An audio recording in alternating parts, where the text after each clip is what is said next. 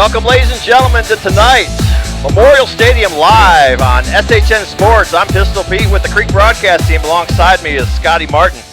We're getting ready for 2019 high school football here in Bastrop, Texas. Tonight, your Cedar Creek Eagles go up against what we call the Northeast Charter. I'm not quite sure the full name of it, but they are formerly known as Reagan High School Raiders, right up there at Berkman and 290, right there in Northeast Austin. So their school had some stuff that they had to deal with, so they decided to go to a charter school, and they are now known as Northeast Raiders. So live here in Memorial Stadium, Cedar Creek and Northeast getting ready to face off. Scotty Martin in the house tonight with your play-by-play. How's it going, Scotty? I am. How are you, Pete? Good to see you. Doing great.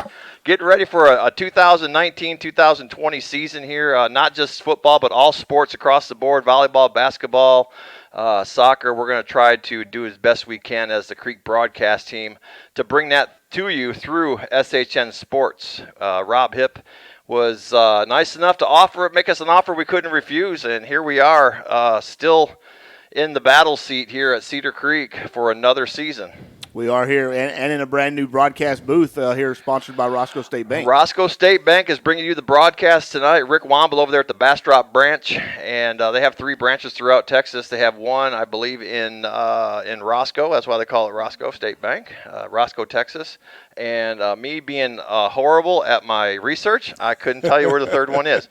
I think it's in Spring something, if I remember right. Yeah, but don't beat me up too hard there, Rick, if you're listening. So all the way across the board, we have we invite all of our listeners across. We're going to be on Twitter tonight. We're going to be on. We're going to try to do some Facebook action. This is all new to us. Okay, for those of you out there that have listened to us in the past, we hope you stick with us. We are no longer part of the KMAC sports group and the VIPE sports group over there. Nothing happened, no big deal. It's just that we decided that we wanted to go a little separate way, and by doing that, we opened ourselves up for some other opportunities to not only bring great sports to you guys out there, but to keep it kind of keep it low key, kind of be able to do what we want to do when we want to do it type dealio. Yeah, it takes a big burden off the booster club that was having to pay for the other broadcasts, and this way we're self-sufficient on this platform, and what we feel is a better platform via YouTube. If you've got a YouTube on your phone, you've got it at your TV on your house, you can get in, you can log in anywhere in the world. Yeah, if you got one of those smart TVs, you can sit back in your recliner and you can listen to SHN Sports live right there on YouTube. I'm not really familiar with exactly how the platform works, so I don't know what kind of delay there is as far as what kind of latency there is between us going out over the air and what's showing up on YouTube. We are audio only right now. In the near future, within the next year, we hope to add video, so we're able to bring some of these games to you live from Memorial Stadium and outlying areas. So with that being said, we're looking forward to a really good Cedar Creek Eagle football season. We have 26 seniors coming back. A lot of things have been revamped on both sides of the ball by Coach Edwards and the coaching staff. I'm going to give this to Scotty and see his take on this whole thing, as he's had a chance to sit down with Coach Edwards and go over all those things. I did. We sat down about a week ago in Coach Edwards' office, had a long conversation, a really good conversation. It's a very exciting year for Cedar Creek. We've never had 10 returning defensive starters ever in our existence, and this year we do. And even the non-starters saw ample playing time last year, so it's not like this is the first varsity action. And I don't think a lot of people are giving us a lot of credit on offense due to that reason. We did lose a lot of starters per se, quote unquote, on offense. However, a lot of the players that are playing in those roles saw ample time in varsity last year on the field. So were they technically starters on paper? No. Did they get a lot of playing time? Absolutely. So not like we're having a lot of brand new kids on the team. We do have some, and I think they played a pretty good division in JV. So it's not like they're absolutely new to the program. So I think we'll have a very good year. So what is what's the scuttlebutt? Who on the Cedar Creek Eagles this year is going to take the bull by the horns and and make his senior season. Sure. The leader of this team to me is still Cade Edwards, and no questions asked. He is the leader of the team. Of course, Alfred Collins is the all-star. He is the most highly recruited player we've got, and for well-being, he's 6'6", 275 according to Coach the other day. So the kid's just a monster kid, and he's probably our best talent. But there's no doubt about it. This is Cade Edwards' team to lead us to the victory. Well, I had a chance. I ran into AC's Alfred Collins' mom and dad, or no, I'm sorry, his grandma and grandpa down there at the concession stand a few minutes ago, and they're super excited for this season. His mom, Bonita, down here in the stands. His dad, Bernard Collins, is helping tonight with the tunnel down there. You can see him standing, the huge guy down there with the blue shirt. Yep. Yeah. You can tell where Alfred gets his size from. But hey, they're no stranger to high school football and beyond. I mean, he has family that have gone and were stars in college and has actual relatives that play in the NFL. Yeah, his first cousin is a starting tackle for New England Patriots. Doesn't there a Packer too? Doesn't he have a? I don't know about a Packer, but I know the Patriots. He's got what's his name? Tony Brown. I might have him mixed up. Yeah, I think it is. He's offensive lineman, right? Yeah, big, enormous guy. Yep. So pregame is underway here. We see the cheerleaders and stuff getting ready. The tunnel, the kickoff is going to be. Is this a 7 o'clock game or a 7:30 game? It's a 7:15 now. 7:15. Apparently, they voted for all of our games to be kicked off at 7 this year, not 7:30. Okay. I was unaware, and so was a lot of people because it's still listed at 7:30. Oh. But we had a lightning delay. Well, that explains why we had so many people showing up to the stadium so early. Yes. We were wondering that, but we thought maybe we missed the memo or something, but I guess we did. We missed did. the important one. So we're going to take a short break here, and we're going to be right back with more Eagle pregame show with Pistol Pete and Scotty Martin, and we have a little ceremony for you here when we come back from this break. Brought to you by Roscoe State Bank. This football game between the Northeast High School Raiders. Hard work, a warm smile, a firm handshake, and then the loyalty of a friend. These defining qualities of what it means to be from Texas are the qualities you'll find in the folks at the Roscoe State Bank. Formed in 1906 out of the farming plains of West Texas, the Roscoe State Bank has been a model of true community banking for almost 110 years. Honesty, integrity, hard work, that's what being a Texan's all about, and that's what Roscoe State Bank is all about. Roscoe State Bank is a proud supporter of Cedar Creek Eagles and a member FDIC. The Creek broadcast team is here. We are very excited to tell you about a brand new local family-owned restaurant right here in Cedar Creek, Leo's Italian Grill. Leo's offers authentic Italian cuisine with a nice southern flair, surrounded by an atmosphere that welcomes family and friends. Whether it's for lunch, dinner, or watching your favorite sporting event on the big screen, it's Leo's Italian Grill. Check them out on the web at www.leositaliangrill.net. Everything you need is right there at your fingertips. For a full menu, daily specials, go to leositaliangrill.net. Tell your friends, tell your family, tell your neighbors. Let's go to Leo's.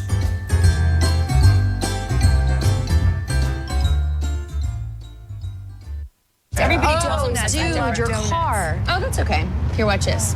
Like a good neighbor, State Farm is there. Oh, hey, Kim. Who is that guy? That's my agent, Rich. Can I try? Yeah, go for it. Like a good neighbor, State Farm is there. With a hot guy. What's up? This could work. Who's also sensitive, He's a rescue. but has a dark side. Yo. Hello.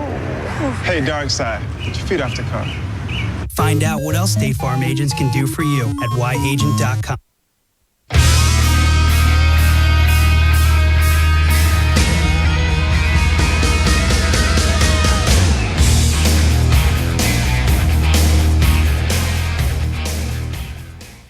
All right, I'm sorry. Go ahead, Scott. No, you go ahead. We're back here at Memorial Stadium where the cheerleaders and the Eaglettes are coming out on the field to get ready to have we have a little program here at the Memorial Stadium, and the Cedar Creek Eagles, the lower classmen in our elementary schools, our middle schools, our intermediate schools, get the opportunity to come out to the field and stack up inside our Cedar Creek tunnel and shoot out like they're part of the football team, because they are part of the football team. They're all part of the big Cedar Creek Eagle family.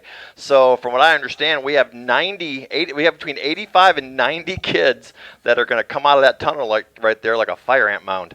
So with that being said, the cheerleaders and the Eaglettes are out on the field, and they're getting ready to accept those little rascals as they come out of the tunnel.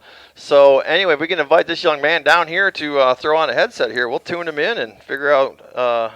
He's another part of the Creek broadcast team I've never met before, so this is all new to me as well.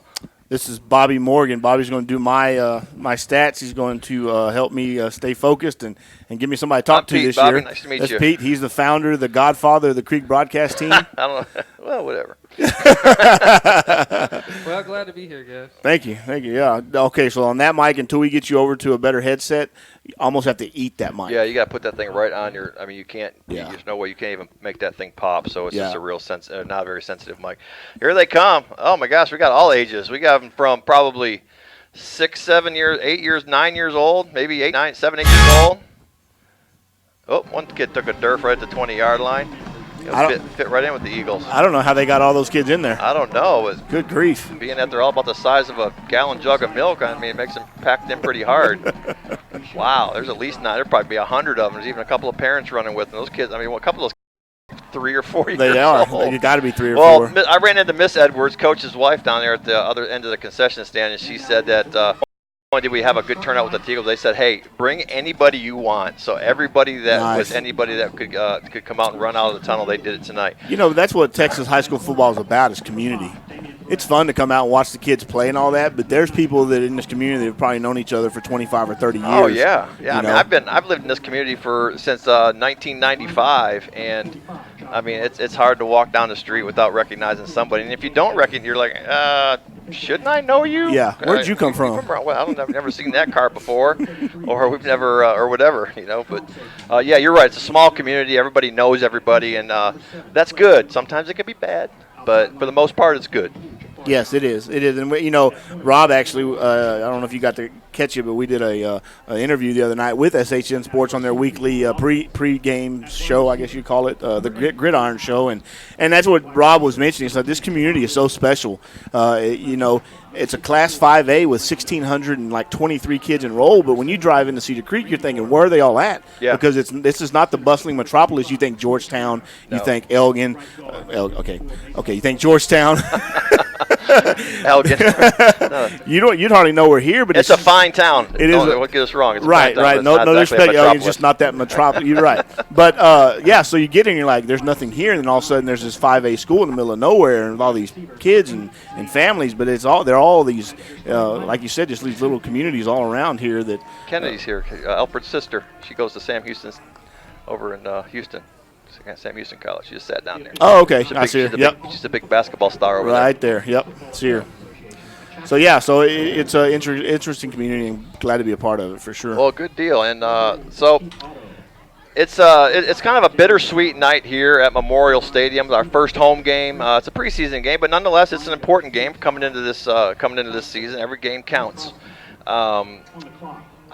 Most of you out there know that I have kind of switched hands a little bit here as far as the athletic boosters are concerned. I no longer belong to the athletic boosters. We've had quite a few people decided that enough was enough as far as time was concerned. One of our ladies did 9 years over there. Kids have been gone for a few years, but she stuck in there, hung in there and stuff. But we all kind of decided it was time to turn it over to some fresher blood to carry on the torch of the Cedar Creek Athletic Booster Club. I was recruited by the band boosters to become their president. At the time that happened, I had 3 kids in the marching band. Anybody else who's listened to us in the past, knows that I'm pretty passionate about the band, because come halftime, I don't even do stats. I just talk about the band out on the field. So some people like it, some people don't, but it is what it is. But with that being said, I'm not going to have the time to be up here in the booth to call the Eagle games, home or away. I am going to do one game in Brenham this year, only because Scotty can't be there. But as your play-by-play announcer on a regular basis, I have to pass the torch to Scotty Martin here, and I couldn't think of any other person to take my place with the I mean, he knows more about football than I'll ever know. So he's got that on top of me. I like to talk, and I'm not afraid to tell people I just like to talk. I don't know crap about football. I just like to talk. So as you can tell, I'm rambling on like a 11-year-old schoolgirl here. So, but anyway, so with that being said, it's time to bring this chapter to an end. And we talked about it the other day, and doesn't mean we're not going to do this again. If the Cedar Creek broadcast team decides to stick with it and continue on as we continue to build, now that we're kind of doing our own thing, then our paths should cross again in probably about 3 years. That's my kids are sophomores this year, so in 3 more years, hopefully we can join back up and we'll be back. Yeah, the team will be back together. And I was actually making an Instagram post about that earlier. I was working on a video, and then Jim walked in on me, but thanking you and just saying, hey, Pete's not going away. He's just going to the other side of the stadium for just a couple of years, and he'll be back. But the grass is the same color on that side of the fence. Right, but very much behind the scenes still. He's still doing, he still produces all our commercials for us. That sweet, sultry voice you hear on on all those commercials is the one and only Pistol Pete. Yeah, I went from play-by-play to kind of public relations, so I'm going to be taking care of the advertising and trying to land some customers and clients that way, and making sure they're well taken care of. With this being the first game, we might have a little bit of a learning curve as far as taking care of everything we need to. But by the time the season gets underway in regular district play, we'll be firing on all cylinders. Yes. So with that being said, I am going to lay down the headset for the last time, at least until September 27th, when I travel to Brenham to call that game. And in the meantime, we're going to turn it over to Scotty Martin and Bobby here. And I understand there's one more person that's supposed to be coming tonight. Colin is going to be a member of our team, but he's right. His wife is in the middle of having a baby at some point. I don't know what that's got to do with anything. Right. That's fine. I told him he's going to have more. I mean, it's no big deal. Okay. It's football season. All right, it's football season. Yeah. I mean, it's Texas. Exactly. I mean, that's like on the calendar. It's like football. Labor. All right. Well, something's got to give here. Right. So, in Texas, you know better than to make a baby that's going to be born during football season, right? Also, time management, guys. Yeah. With that, on a side note, our band director, Mr. Dalton Davis, our brand new leader this year for the Cedar Creek band, had a baby 2 days ago. So he's not even out here to watch his band give for the first time tonight. But that's okay because it was before season, that's right? That's it. Good timing. Good timing. Yeah. Before and during, it's two different worlds. Right. So, all right, folks. Well, I'm Pistol Pete. I'm going to sign off and turn it over to Scotty Martin and Bobby here. Bobby, what was your last name again? Morgan. Bobby Morgan. And they're going to bring you tonight's kickoff and play-by-play game that's going to start in about 9 minutes, according to my clock. Actually, 13 minutes, according to the stadium scoreboard. So, on behalf of the Creek broadcast team and the Cedar Creek Athletic Booster Club, the Cedar Creek Eagle Band, I am going to say goodbye for now. State Bank is proud to bring you the excitement of Cedar Creek athletics on the and KMAX Sports. The Roscoe State Bank strongly supports the efforts of the Bastrop Chamber of Commerce and its We Believe in BISD campaign, which unites the community and local businesses in support of the Bastrop Independent School District. Bastrop and Cedar Creek schools have great teachers helping great kids achieve great things. At the Roscoe State Bank, we do believe in BISD and in its mission to provide pathways with pride and purpose for all of its students. Find out more at WeBelieveInBISD.com. Eagle fans, Leo's Italian Grill is staying open late on game nights till 12 a.m. so you can come in and celebrate the Eagle victory with Leo and his friends. Belly up to the bar or order up a great Italian treat. Located just west of Memorial Stadium, it's Leo's on the left. Leo's Italian Grill.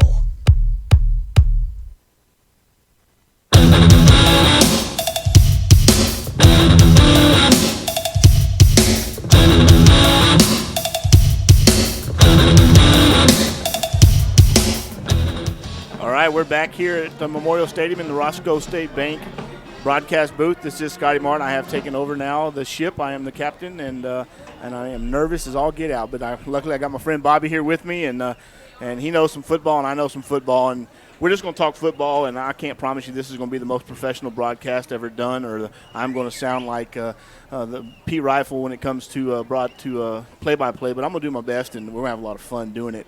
We're about 11 minutes here from kickoff. We had about a 15-minute weather delay, had some lightning, believe it or not, in Central Texas. I know y'all are probably thinking, hey, this guy's lost his mind. He's smoking crack. No, it really did. It's thunder and lightning and rain for about 2.5 minutes. But anytime there's lightning within a 30-mile stretch of here, they have to do a delay, evacuate the stadium, UIL rules, right? So we got everybody warmed up now, and the kids should be coming out of the locker room. Coaches are starting to walk out.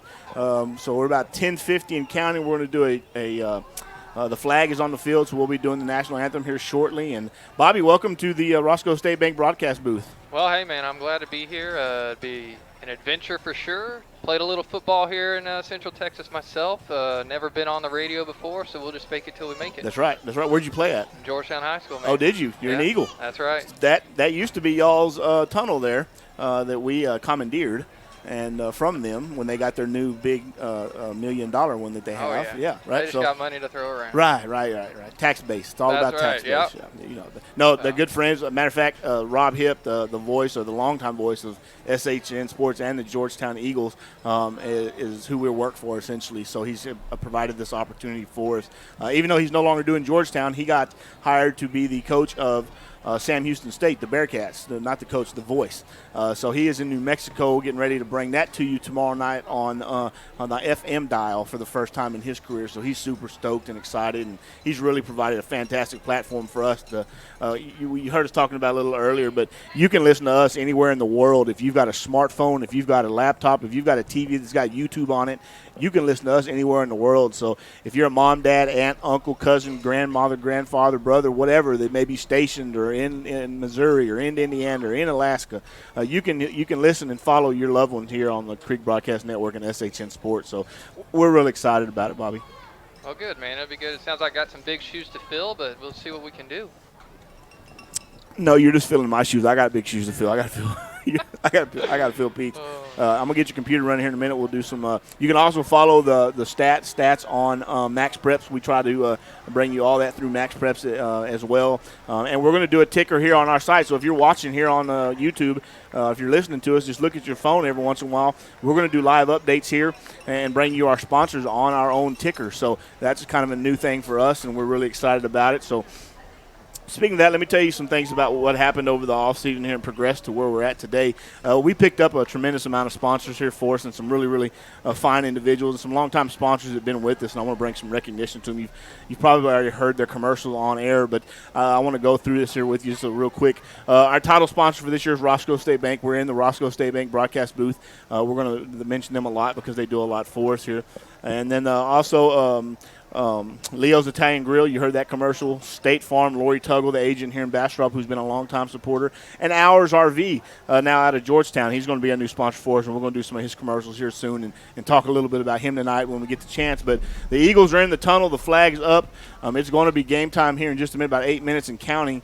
But it looks like they are just waiting to come out on the field. The cheerleaders are stationed at their stations. If you've ever been to a Texas high school football game, it's all the same. They all end up in their tunnel. The cheerleaders line up, and then they run through them, as it happens all over in every city in the state of Texas on a Friday night. All right, bringing back a lot of memories, Scotty. Yeah, I did too, but mine are a little older than yours. I'm 40. I haven't run through a tunnel since. When I was doing it, it wasn't tunnel, it was paper. They had these big signs they'd pull up, and we'd run through the paper, but that was way back in 1990. I'm not going to go there. So you can hear the Eagle fight song in the background playing.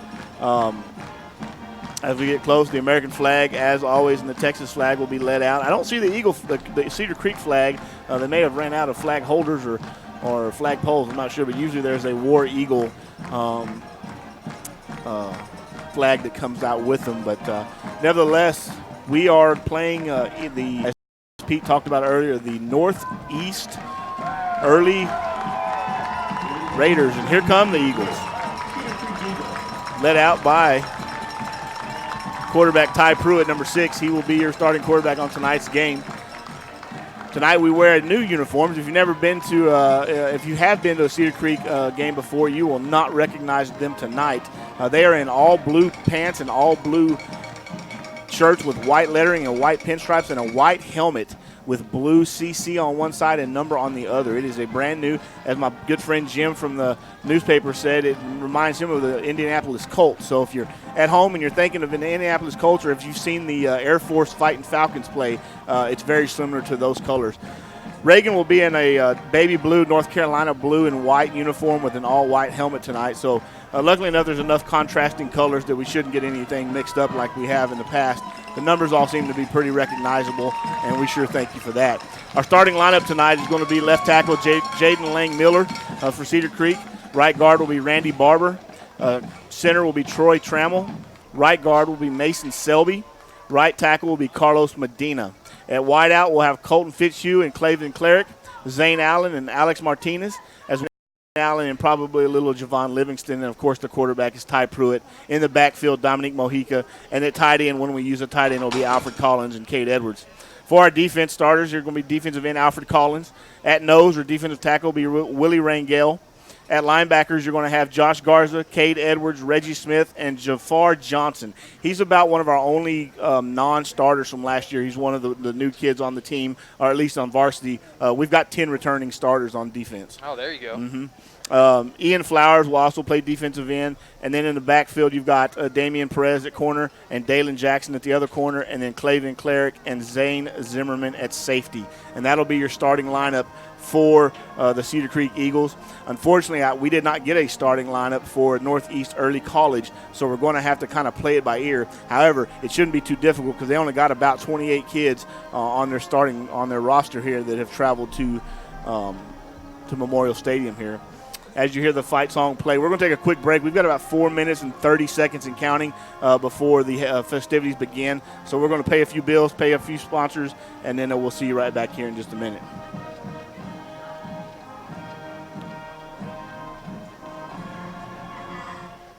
This is Pete from the Creek Broadcast Team for Hours RV Service Center in Georgetown.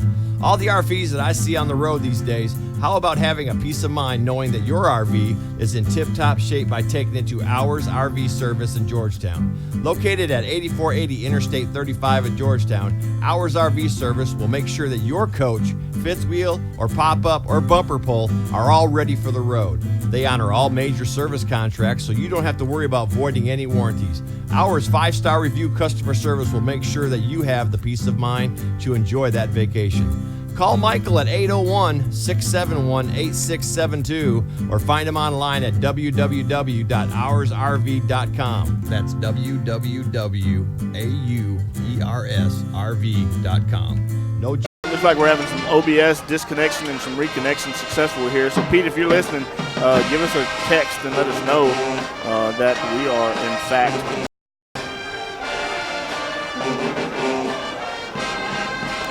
not sure we're on. Balls on the play back to the 46-yard Nope. line. Penalty flag on the play. Penalty on the play. Pass was good for a loss of 2 if it stands. We'll see what the flag is. Personal foul, roughing the passer on, looks like number 73 for Jose Aguilar. That'll be an automatic first down after it's marked out 15 yards for Cedar Creek. Aguilar looked like was on the 73. So we have across midfield now for Cedar Creek. It's going to be spotted at the 37-yard line. Looks like 38-yard line. 37. Yes, 37-yard line will be first down and 10 for Cedar Creek. Shotgun formation here. 2 to his right, 2 to his left. No tight with Dominic Mojica. 15, 17-yard line there.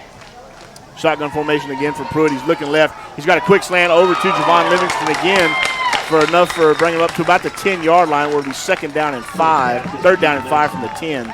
9:26 remaining here in the first quarter. He got hit right as he caught that ball, man. Brought it right in. Pistol formation again for Pruitt. 3 off to his right, 1 to his left. Dominic Mojica in the backfield. It's going to be option right. It's going to be a keeper. Nope, he's still fumbling and rumbling around. He broke 2 tackles, and he's going to be brought down for a short loss, but great effort by Ty Pruitt. He just didn't have a whole lot to go. They kind of read that zone there, and he was brought down for a yard loss. It'll be 4th and 6 And it looks like we're going to go for a three-point field goal here. Number 13 is our kicker, Christian Diaz. He is a new kicker for us this year. Our kicker graduated last year. This was set up for about a 22-yard field goal right in the center of the field. The snap is back. The hold is good. The kick is up, and it's going to be good. First drive of the season leads us to 3 points. The Eagles are on the board, 3-0. This is the Creek Broadcast Network on SHN Sports. We will be right back. 8 remaining in the first quarter. The score is now Northeast 0 and Cedar Creek 3. Nights till 12 a.m. so you can come in and celebrate the Eagle victory with Leo and his friends. Belly up to the bar or order up a great Italian treat. Located just west of Memorial Stadium, it's Leo's on the left. Leo's Italian Grill. Thinking about building something? The Roscoe State Bank in Bastrop has money to lend for your project. Whether it's commercial or residential construction, the lending experts at the Roscoe State Bank can get you the funding you need to get the job done. Drop by the Roscoe State Bank at 710 Highway 71 West in Bastrop, right in front of Home Depot. Roscoe State Bank is an equal housing lender and a proud supporter of the Bastrop ISD and Cedar Creek Athletics. Roscoe State Bank, member FDIC.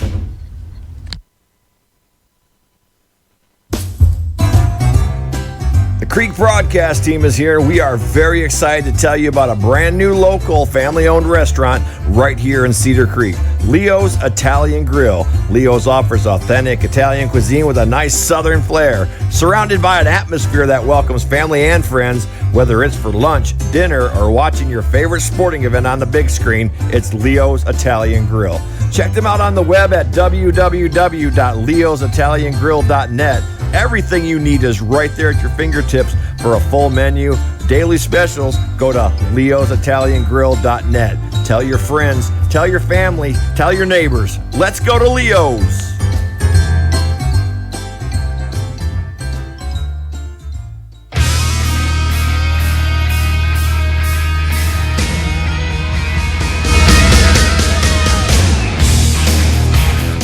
And we're back underway here at Memorial Stadium. The kick is away by number 14 for Cedar Creek. I apologize. I don't have that. I'm going to have to look at Cedar Creek's roster here. Shelby Morgan doing the kickoffs for the Eagles this year. Let me mark that down. It'll be 1st and 10 for Northeast Raiders at the 25-yard line.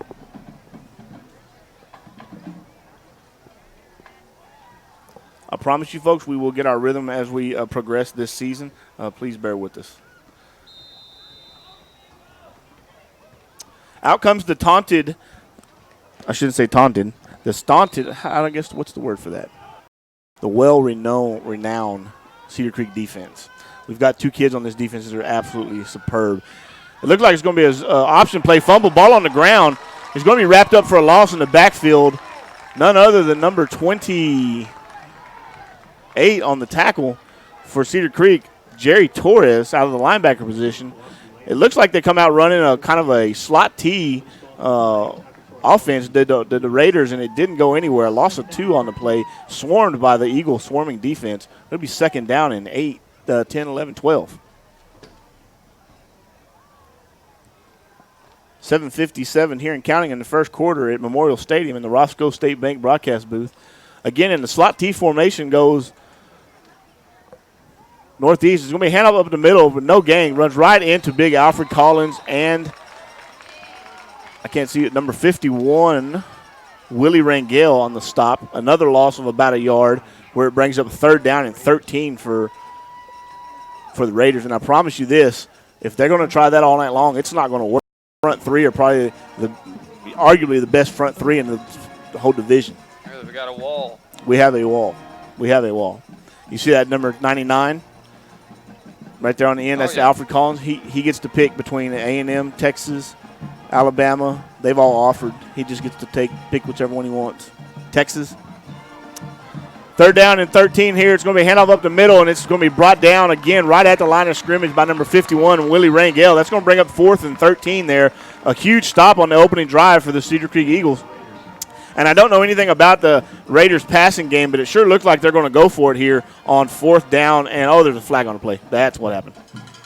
Let's see what happened. false start on Northeast. It's going to be decline. It will bring up 4th and 13 now. We'll see if they elect to go for it deep in their own end zone. If they do not convert here, they give the Eagles just stellar field position with the ball spotted at the 21-yard line.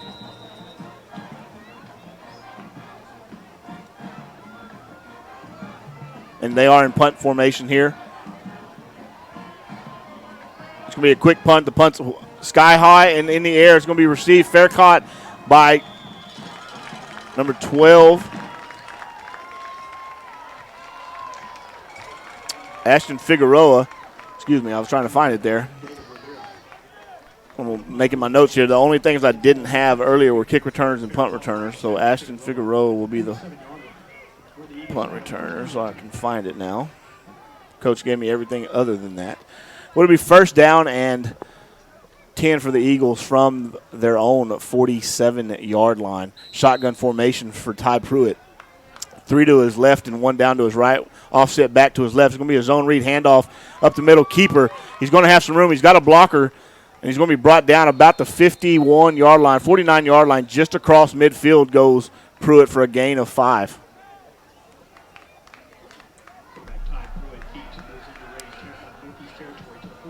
48 is where they're going to mark that ball, so it's going to be a gain of 6 for Ty on that run.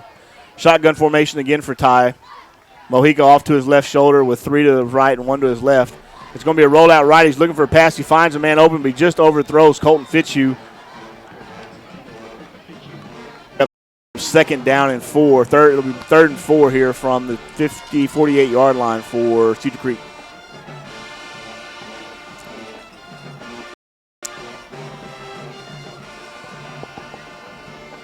Shotgun formation again for Pruitt.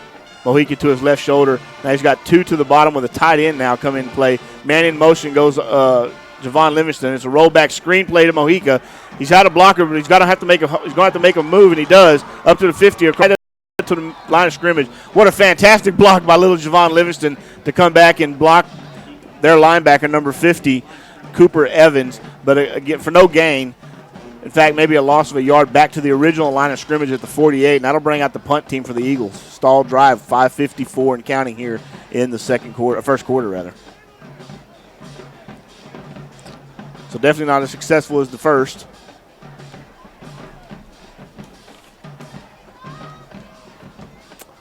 Back deep to punt for the Eagles is Christian Diaz. The snap's a good snap, and it's a good kick.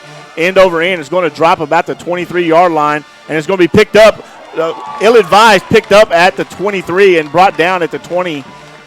Back at the 20-yard line is the Raider receiver. It looked like it was Cade Edwards on the stop. I could be mistaken. That's who I saw, man. That was a good, solid hit. You're going to see a lot of that from Cade. He was the district defensive player of the year last year with about 125 solo tackles. There you go. He's a monster. If he was 2 inches taller, he'd be on every watch list in the country. So that brings up first down and 10 for the Raiders from their own 22-yard line. 5:17 here in counting remaining in the first quarter. The Eagles are up 3 on the Raiders, 0. It's going to be a shotgun formation now for the Raiders with an offset, the same formation we run. The snap is back. He's going to look right. He's going to be under deep pressure, and he's going to be sacked by number 33, Reggie Smith, on the sack. The 5'10 senior comes in on a blitz and then has nowhere to go, and it's going to be a loss of 8 yards, it looks like, for the Eagles, where it'll bring up second down and 18. 7-yard officially. That's the kind of defense you're going to see all year long from the Cedar Creek Eagles. Oh, that's good. That makes for an exciting season. It does. I sincerely hope we're broadcasting. I'm not exactly 100% sure. It shows that we should be, but I'm getting some red and yellows flashing here, not just green. So hopefully y'all are getting to us. Second down and 17 here for the Raiders. They're back into a tight formation here with 2 tight to the right, 1 offset to the quarterback's left, and 1 man in the backfield. But it's going to be a delay of game. It's going to set them back 5 more yards. So it's going to make up a second and a mile from the 10-yard line, just shy of the 10, about the 9.5-yard line for the Eagles. For the Raiders, excuse me. to miss at the 20. He's got some blockers if he can stay on his feet, and he's going to walk into the end zone, touchdown on a 50-yard kick return.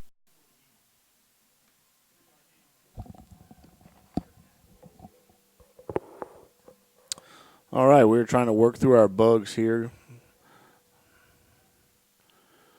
We're back. I believe we're back. We're trying to change some settings here and work through a few things.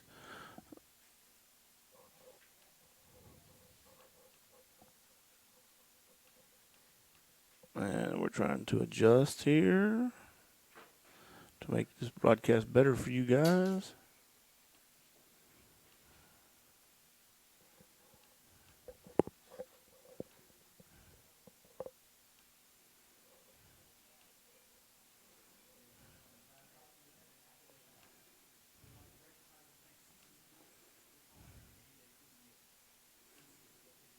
All right. Hopefully we're back and live and in color here.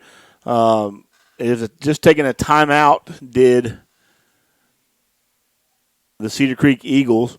It'll be 3rd down and 6 for the Raiders. What you've missed here is a one really, really stellar run play by the Raiders that have set them up in just across. It was the first down for them. It set them up just across the 45 to the 44-yard line where the ball sets here now at a 3rd down and 6 from the 44. 9:48 and counting. I hope we were not off too awful long. I think Rob has got me walk through it and figured out I think she should be going good now. Is that right, Rob? Let me text you here.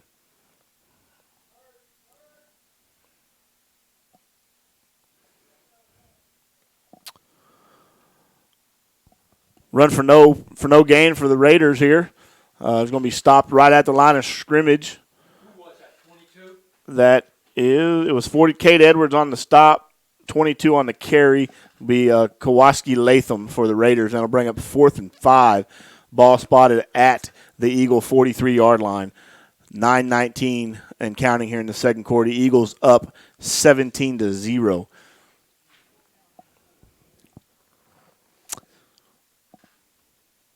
We've kind of had our way with them on offense. So I don't know what they're going to go for it here at 4th and 5. They're in the – and it's going to look like it's going to be a false start. Or was the ball never set? Timeout. Timeout, Cedar Creek. They were not ready for the zone read there on that, and that's going to bring us to a quick timeout on our end. This is the Creek Broadcast Network on SHN Sports. We will take a quick break and be right back. About building something? The Roscoe State Bank in Bastrop has money to lend for your project. Whether it's commercial or residential construction, the lending experts at the Roscoe State Bank can get you the funding you need to get the job done. Drop by the Roscoe State Bank at 710 Highway 71 West in Bastrop, right in front of Home Depot. Roscoe State Bank is an equal housing lender and a proud supporter of the Bastrop ISD and Cedar Creek Athletics.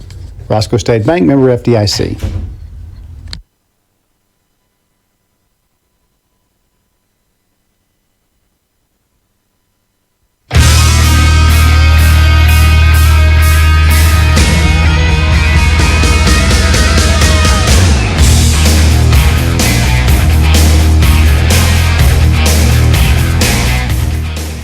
All right, we're back here as the timeout is just about completed here.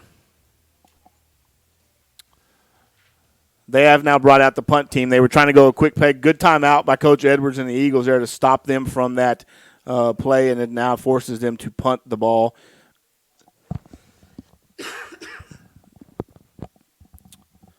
Kick is up and it's away. It's a good kick. It's going to be fielded on the run. At the 22, he's up to the 25 to 30, 35 40, one man to beat. He fumbles the ball, and it's going to be recovered at the 44-yard line by the Raiders. He had a fantastic return and just fumbled the ball. Fell on by number 50, it looks like, Cooper Evans for the Raiders. Let's see how they call it. Did he go out? Did the ball touch out of bounds? And it did. The ball touched the white line out of bounds. What a fantastic turn of events for the Eagles, where it will bring up 1st down and 10 from the 42 42-yard line in Raider territory on that. No, 44-yard line, for the Eagles on that. Just a fantastic turn of events there. Sometimes it's just better to be lucky than good. We're also working on our crowd mic here, which this first broadcast of the year. I should have been better prepared, but we're getting it together. Shotgun formation for Pruitt. Figueroa to his right shoulder, 3 wide receivers to his right, 1 down here to his left. The snap is back. He's looking right. He's under a little pressure. He steps up in the pocket. He's going to take off and run. He's going across the 40, up to the 45, 35-yard line. He's going to be brought out of bounds about the 36-yard line. That's going to be a gain of 7 on the scramble for Pruitt and bring up 2nd down and 3. They're going to give him 8 on the carry. 1 yard shy of the 35. Shotgun formation for Pruitt. Dominic Mojica off to his right shoulder. 3 receivers to his top side. It's going to be a zone read handoff for Mojica. Sorry, just had a brain fart there. Up across the 30 to the 29. I think it's going to be brought down right about the 24. Where's it going to spot it? 25-yard line? 27. That's a bad spot. But nevertheless, it'll be 1st down and 10 from the 27 for the Eagles. Clock moving at 8:27, and so are the Eagles. Shotgun's back. It's going to be a rollout right for Pruitt. He's looking left. He's going to scramble. He does the old Tony Romo move, backpack. He's going to find a man open, and he does. Number 80 open is Zane Allen. Brought down at the 9-yard line on that pass play. It's going to be good for flag on the play. Flag on the top side of the field. Let's see what it is. If it stands, it'll be good for 17, 18 yards on the pass play. We'll see what happens.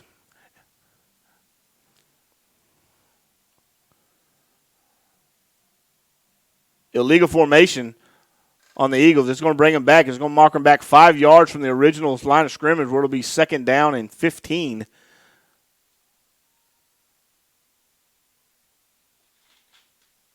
From the 33-yard line. We still ain't got no crowd mic. We'll fix that at halftime, folks. Apologies there. Eagles are coming out in a pistol formation now with Dominic Mojica set behind Ty Pruitt. He's got 3 wide receivers to his right. 1 down to his left is going to be number 9, Colton Fitzhugh. No, Fitzhugh's up top. This is number 8, Payne Allen in the game down at the wide receivers here to the near side of the field. Javon Livingston and Zane Allen to the top, or to his right. Should be 1st and 15 here. Shotgun pistol formation. Snap is back. It's going to be a option look for Ty. He's going to pitch to Mojica. Around the edge he goes, 30 up across the original line of scrimmage to the 25, down about the 24-yard line. It's going to be a gain of 6, 7, 8, 9 yards on the option pitch to Mojica, and that brings up 2nd down and 8. 7:57 here in the second quarter. Eagles up 17-0 at Memorial Stadium on the opening kickoff night of Texas high school football, at least for most of us. A few games played last night.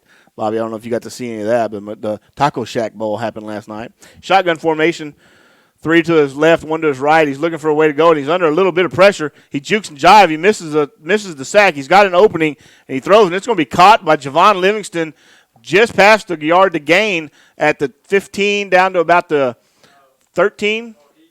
Is that Mojica? It was Mojica. It was Mojica on the reception. And that'll bring up 1st down and 10 from the 14-yard line.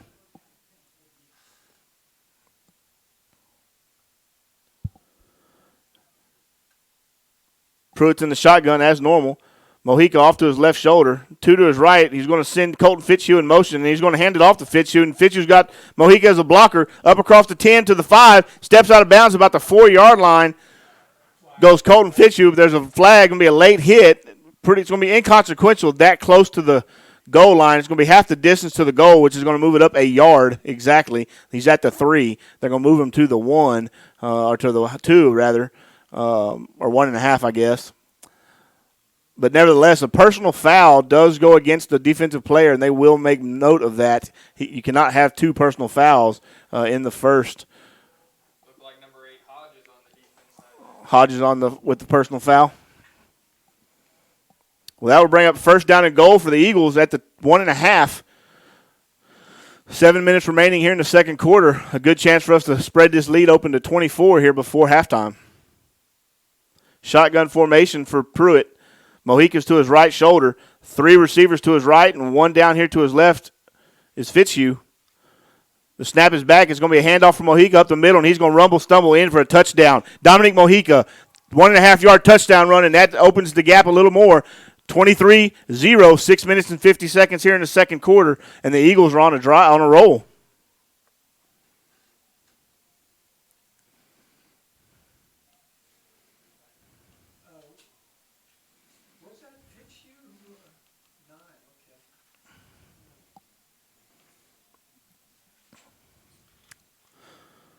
Extra point team is on. 14 for the kick here. Selby Morgan is going to get his chance at an extra point, and it's going right through the middle, and it is good. That's going to bring it to 24-0 here with 6:53 remaining. This is the Creek broadcast team at Memorial Stadium. We'll be right back.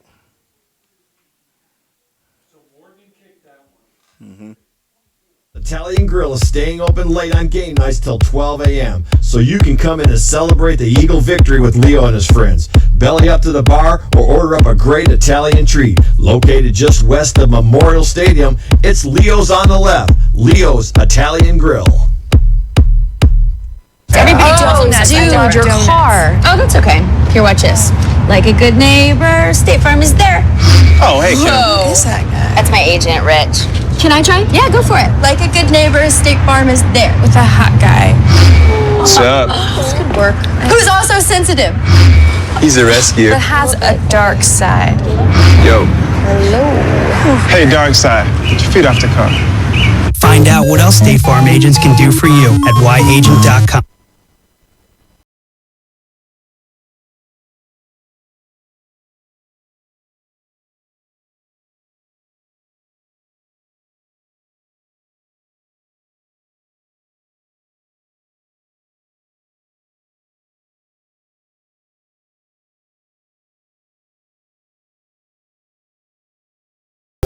All right, we're back here at Memorial Stadium. Scoring drive by Dominic Mojica on the 1.5-yard run, which spread the lead for the Eagles, 24-0 here, 6:53 before half. This is probably we played Reagan last year, Bobby, at Nelson Field, and it was our first win, the first shutout that the Eagles have ever had. We beat them 31-0 last year, and it looks like we're on track for something very similar tonight. One first down from the Raiders tonight. Right.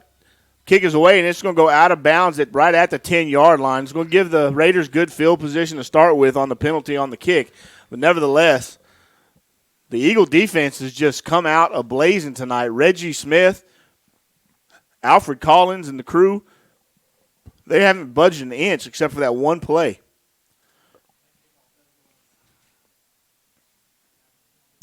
So at halftime, folks, we got something special tonight. If you've listened to the Creek broadcast before, normally you'll hear Pete Riefel bring the band to you and talk a little bit more about the band. I don't know anything about the band. I couldn't tell you other than a drum and a saxophone and a flute. That's about the only instruments I can name. But what we've got for you now is with SHN Sports, we've actually got a halftime show going on, or a full. Right now, you can log into SHN Sports and go to our studios where we've got guys there, and they're bringing you updates from all across Central Texas. And we're going to throw you over to the halftime show there here in about 6.5 minutes for the first SHN halftime show on the Creek Broadcast Network. Under center on the triple option there, the slot T, it's going to be a run by number 5 up the middle, and he's going to be brought down by Cade Edwards and crew. They're about the 37-yard line, a gain of about 7 yards for what looked like to be Javon Hodges on the run, but I'll get you a number here shortly. We've got a few players that don't have names and numbers, unfortunately, on their roster. I think that was number 2 on the run. No, it was 5. Was it 5? Datron Bell on the carry for 8 yards, which sets up second down and 2 for the Raiders. Misdirection. They're using Yeah, they're definitely running a kind of a slot T. For you guys out there that don't know what I'm talking about, if you watch Liberty Hill, Lockhart last year, anything that Coach Herman and those guys do, this is the same offense. It's slot T. Fumble on the snap. It looked like it was recovered by Rivera, but not before big number 99 Alfred Collins got to stick his nose in it and almost get the ball recovered. The kid's just a phenomenal athlete, and that's going to back them back up a yard where it'll be 3rd down and 2 now, 2.5 from where they've got it spotted at the 38-yard line, right on the 38 on the far hash mark with 5:41 here remaining. Eagles up 24-0 here in Bastrop at Memorial Stadium. Slot T formation for the Raiders. What that is if you can imagine 3 running backs split in the backfield. Again, fumble again, and this time I think the Eagles may have it. They do. That's who. Alfred Collins on the fumble recovery. He almost had the one a minute ago, and this time he comes away with it, and that's going to change possession for the Eagles, and it's going to bring back the offense out in Reagan territory. Ball spotted at the 35-yard line.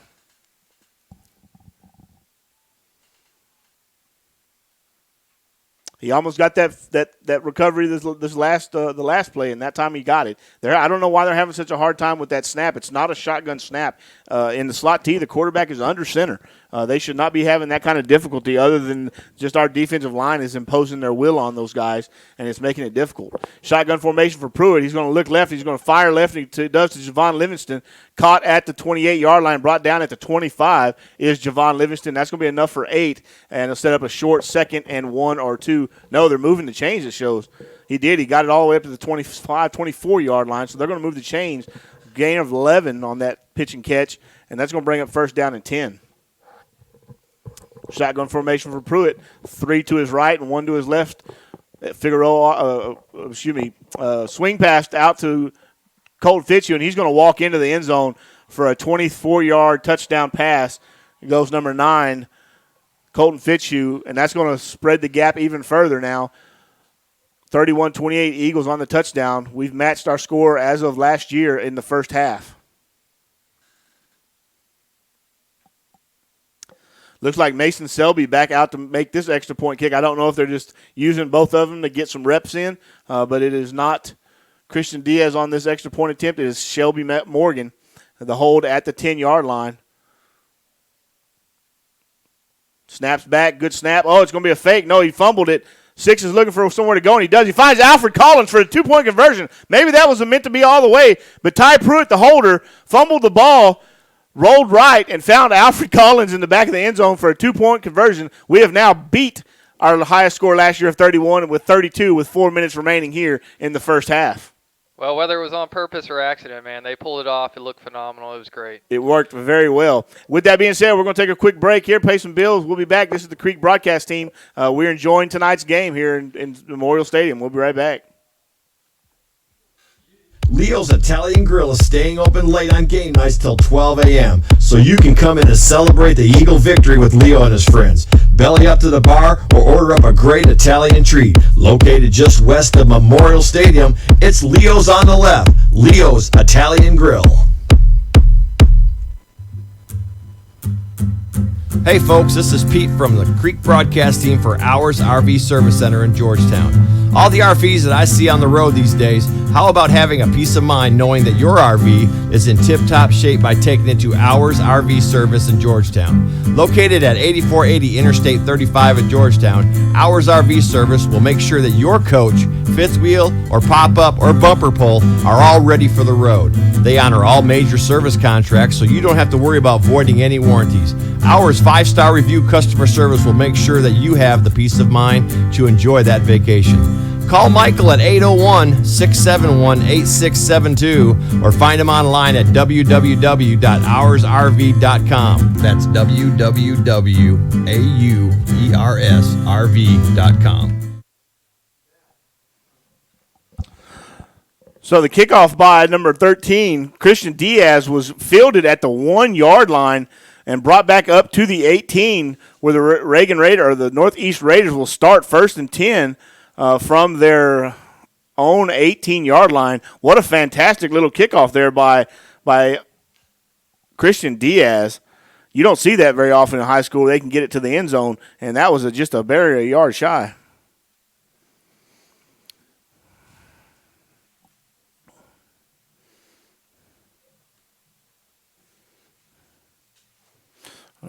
I see what I need to do. I need to update the scoreboard. Apologize, folks. I did not update that last score.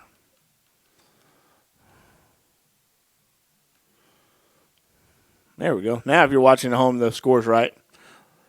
So the cool thing about this broadcast, if you're watching at home on YouTube, this is what you're seeing on your TV screen.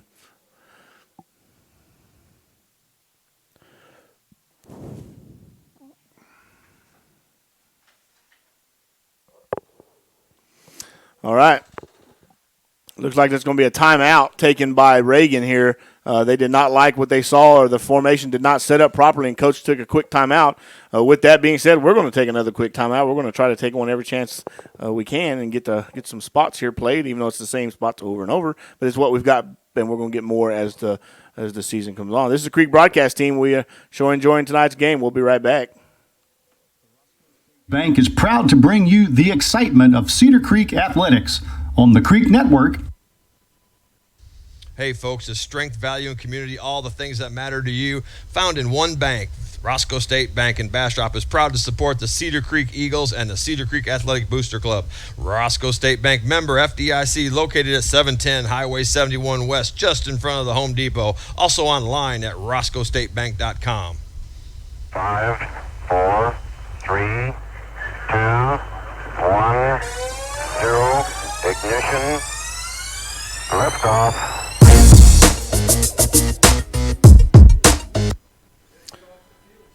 All right, we're back. Yep, Cedar Creek trainer's bringing some water out, but she's going to have to get off the field because she will be counted as a player if she's not off the field when they snap the ball, and we'll get a penalty. First down and 10 for the Raiders at their own 18-yard line in the slot T formation. Quarterback under center is Rivera. It's going to be a pitch to number 22, Kowalski Latham. He's going to be swallowed up in the backfield by none other than Reggie Smith and Alfred Collins. It'll be a loss of 4. Ian Flowers, he turned around by Flowers, but Reggie Smith and Alfred Collins on the tackle. Ball spotted now at the 14-yard line, where it'll be second down and 15. So the slot T, what I was trying to explain to you earlier, it's a bunched formation on the line with 3 running backs, 1 set and 2 slot, kind of like tight end type positions, just off the line of scrimmage, and 1 in the backfield. It's going to be a same play, pitch over to 22, Kowalski Latham. He's going to be back up about to the original line of scrimmage on that run, and we're going to bring up a third down and 10 from right about that original 18-yard line. So in this offense that they're running, they've got 3 or 4 different options. They can hand off up the middle, they can pitch, and they can do some sweep things. But it's a much different offense than we saw them run last year. New head coach Abdul or AJ Mustafa for Reagan has implemented this slot T this year because they did not run this offense last year.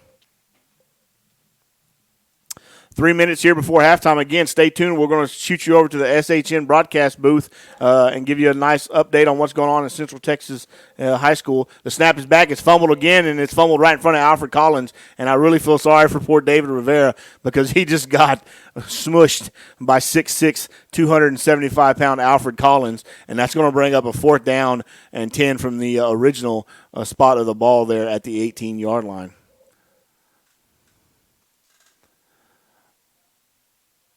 It's got to be frustrating for Coach Mustafa because in that offense, in the shotgun formation, there's a tendency to have some bad snaps from time to time, some low snaps and things like that. When you're up under center, to have that, is that the 3rd or 4th fumbled snap this quarter? That's 4. That's 4 in the second quarter. Yeah, already. 4 in the second quarter. Under center is just unexcusable, and I promise you Coach Mustafa is frustrated. Snaps back. It's going to roll to the punter where Rivera is going to get it kicked away, and it's going to go high in the air and land right about the 25-yard line up to the 30, where it's going to be touched down at the 39, right about 34-yard line. Punt of about 20 yards for the Reagan Raiders, and that's going to set up a great field position with 2 minutes remaining here in the second quarter for the Eagles inside enemy territory at the 28, 38, 34, 5. They're going to spot it right at the 35. Where it'll be first down and 10 for the Eagles. Ty Pruitt brings the Eagles back out. He's going to send 2 to this right, and he's going to have a tight end or a slot set there in the backfield. in a pistol, kind of a pistol formation with, looks like Javon Livingston is running back. Is that Javon Livingston? No. No, it's 20. We got a new player on the field here getting some reps. I'll get you a number here, number 20. 20. I'm shame on Coach. I'm going to get on him. We don't know who 20 is, but we'll find out for Cedar Creek, and he's going to get some time in the backfield at running back. Pruitt still at quarterback. The new guy off to his right. It's going to be a snap back. He's rolling right. He's looking right. He throws right. It's going to be caught by Livingston, it looks like, at about the 26-yard line. 27 looks like where they're going to mark the ball, where it'll be 3rd down and 2. 3rd and 1. They go ahead and give him that extra yard spot. It'll be 3rd and 1 for the Eagles. Mojica's back in the pistol formation now. 2 off to Pruitt's left, 1 up top to Pruitt's right. It's going to be a handoff fake. No, it's going to be a throw, quick slant over to Fitzhugh, but it's going to be dropped. No chance, a little bit underthrown. Sorry, that was not Fitzhugh. That is number 8, Payne Allen. It hit Payne in the hands, but he dropped it. It's going to bring up 4th down and 1 here at the 26. We'll see if they elect to go for it. I imagine they will. Maybe a little long on the leg of our 2 kickers at this point, this early in the season. Shotgun formation, offset to his left, snaps back. It's going to be a handoff up the middle to number 20, and he's going to have well enough for the first down up across the 25 to the 24, maybe even up to the 23-yard line where they're going to spot the ball. It'll be 1st down and 10, 59 seconds remaining here before halftime for the Eagles.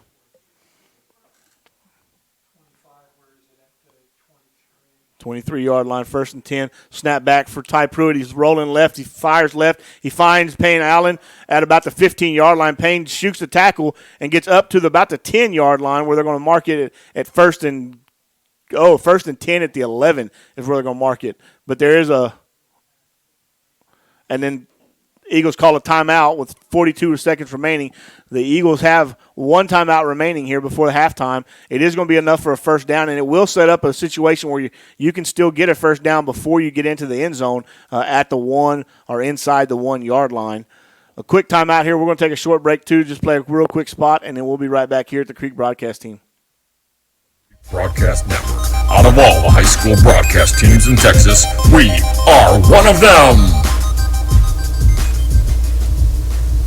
Eagle fans, Leo's Italian Grill is staying open late on game nights till 12 a.m. so you can come in and celebrate the Eagle victory with Leo and his friends. Belly up to the bar or order up a great Italian treat. Located just west of Memorial Stadium, it's Leo's on the left. Leo's Italian Grill. All right, we're back from that short break here. 1st and 10 from the 11-yard line, 42 seconds before halftime. The Eagles are up 32-0. Shotgun formation for Ty Pruitt. He's got Dominique Mojica off to his right shoulder. He's got 3 wide receivers up top to his right, and then Payne Allen down here near side on his left. Snap is back. Payne's going to find a man. He's got number 80 open in the end zone and just throws right behind the outstretched hands of Zane Allen. It would have been a touchdown. It should have been a false start on the Eagles, but it was not called, and that's going to set up a 2nd down and 10 from the 11 here. 37 seconds now on the clock.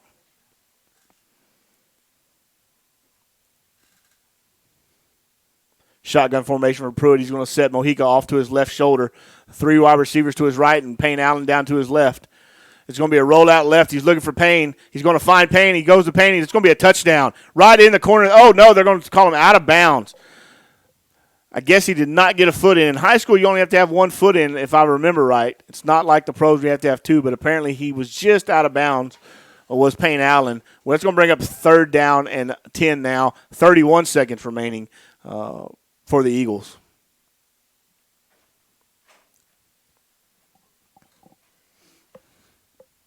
Shotgun formation for Pruitt. Mojica off to his right shoulder and 3 to his right. Payne Allen down left. He's looking right. He's under a little bit of pressure. There's flags on the play. He's rolling out right. He's trying to find an outlet, and he's just going to throw it away. No, he's going to dump down. He's going to dump it down to number 80 again, Zane Allen, but there are 2 flags on the play. We'll see what it was. More than likely holding on the rollout. That took 10 seconds off the clock. illegal formation. So it's going to be 5 yards from the previous spot, and it's going to remain third down. So it'll be 3rd and 15 now from the 16-yard line. 21 seconds remaining. We can still get a first down again, like I said, but it's going to have to be inside the 1-yard line. And in the studio with us now is the legend himself, Pistol Pete Riefel. Pistol, grab that headset and get on here. So Pete is going to be bringing you, and he's going to be telling you what's going on with the band here momentarily. Shotgun formation for Pruitt. He's looking left. He goes deep for left. He's got Payne Allen open in the corner. Touchdown. Ooh. Cedar Creek. Touchdown. Oh, no. My goodness. That's twice. That is twice he's went after Payne Allen, and Payne just stepped out on both times. That's going to bring up 4th and 15 now, 14 seconds remaining. I think it's time for Mason Selby to come on and add 3 before we go into the locker room. What do you think, Pete? That's been the longest. Been the longest 20 yards of the whole game. Right there. It has. It has. Had a fumble. Had a blubbed punt by the Raiders, and had great field position. And looks like we're only going to come away with 3 here, hopefully, if Mason puts it through. 33-yard field goal attempt by Mason Selby. It's up. The line drive is going to be just under the upright. It's going to be no good. So we walk away with 0 in that great starting position. 7 seconds remaining. The Raiders will get one chance to do something. I imagine it'll be take a knee and go into the locker room, kind of lick their wounds and regroup, but we'll find out. As we switch sides, we're going to take a quick break, pay a little bill, and we'll be right back. This is the Creek broadcast team. Hang on. For a professional and reliable insurance company, what are you waiting for? Call State Farm Insurance now at 512-581-3939 and talk to agent Lori Tuggle. Lori and her professional, knowledgeable staff will assist you with all your insurance needs. Whether it's home, auto, or life insurance, they have what you want in an insurance company. Located at 815 Highway 71 East, Suite D, Bastrop, Texas. That's Lori Tuggle, State Farm Insurance. The name you know, like a good neighbor. State Farm is there. All right, we're back here, and as expected, they're going to take a knee and go into halftime here at Memorial Stadium. The Eagles are up 32-0. I think that's been our best half of football we've ever played here, Pete. What do you think? Oh man, they came out with guns a-blazing. That's for sure. The Eagles' offense and defense are both clicking under the helm of Ty Pruitt. Getting his reps in and really coming together for the Eagles. I mean, we had a big change in the quarterback position with Hunter Houston leaving, and that role was up for grabs. And Ty Pruitt is proven tonight that he's the man for the job. He has so far. Great. We don't have any stats for you here. We're still working through some bugs, and it looks like we may have been breaking up a little bit in that first half, but we think we've got that licked as well. So what we're going to do here is we're going to attempt to slide you guys over to the SHN broadcast desk for some updates around Central Texas sports. We're going to take a quick potty break, get us something to drink, and then we'll be back to start the second half here in 28 minutes or so. Again, this is the Creek broadcast team. I am Scotty Martin. My guest next to me here, Bobby Morgan, and of course the legend himself, Pistol Pete. He's going to bring you some band action. We're going to change some batteries. We'll be right back here in just a little bit.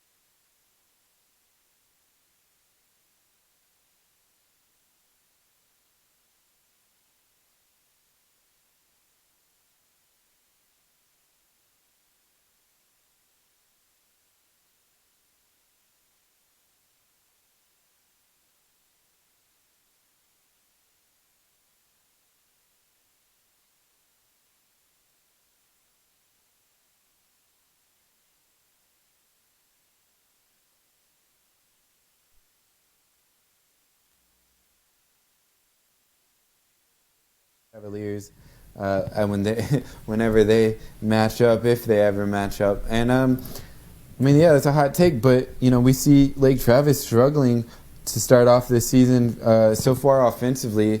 They were able to tie the game there before halftime, but only put up 14 points. But it's a light struggle. There's still a whole It's a other light struggle. A whole another half. I'm of just saying, football. hey Andy, I'm thinking about you, man. I know, man, but sometimes you're reaching.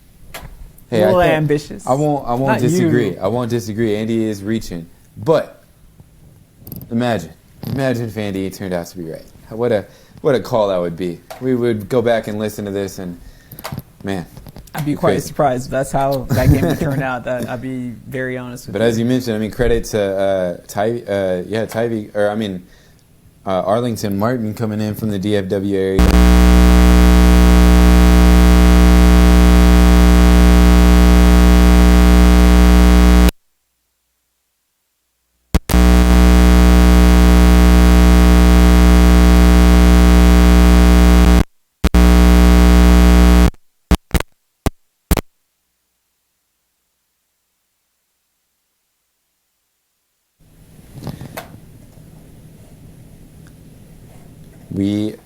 And that's how this night's basically going to go, though, folks. We're just kind of checking in on the games, giving you the score updates. Again, wanting to see if you're willing to interact with us. We would love to see your stories, your photos, your short videos from wherever you may be watching the game tonight. If you're not out at a game but know somebody that is, have them contact us. That way you get a chance to see them and see what they're doing through us. Even if you're not at a game, if you have any opinions going on with the football world here in high school Central Texas area, do you have a team you root for, want to shout out your squad, give us a call.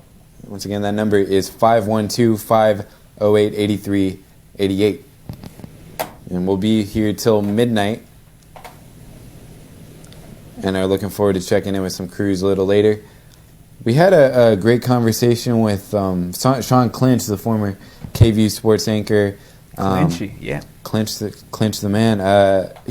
We talked about the Taco Shack Bowl with him. He's a guy who grew up in the area, went to Anderson High School as He's well. your adversary, man. Yeah, exactly. Yeah, we had a nice little chat on Wednesday on the Gridiron Glory show, which, by the way, we'll have every Wednesday from here in the studio as well, kind of prepping everyone for the week ahead, for the next 3 days ahead, as we have content Friday, Saturday, and Thursday as well for the AISD Thursday night game of the week, as well as some other Thursday night games that happened then as well. But it's funny, we had called Sean, and he had just finished his fantasy football draft.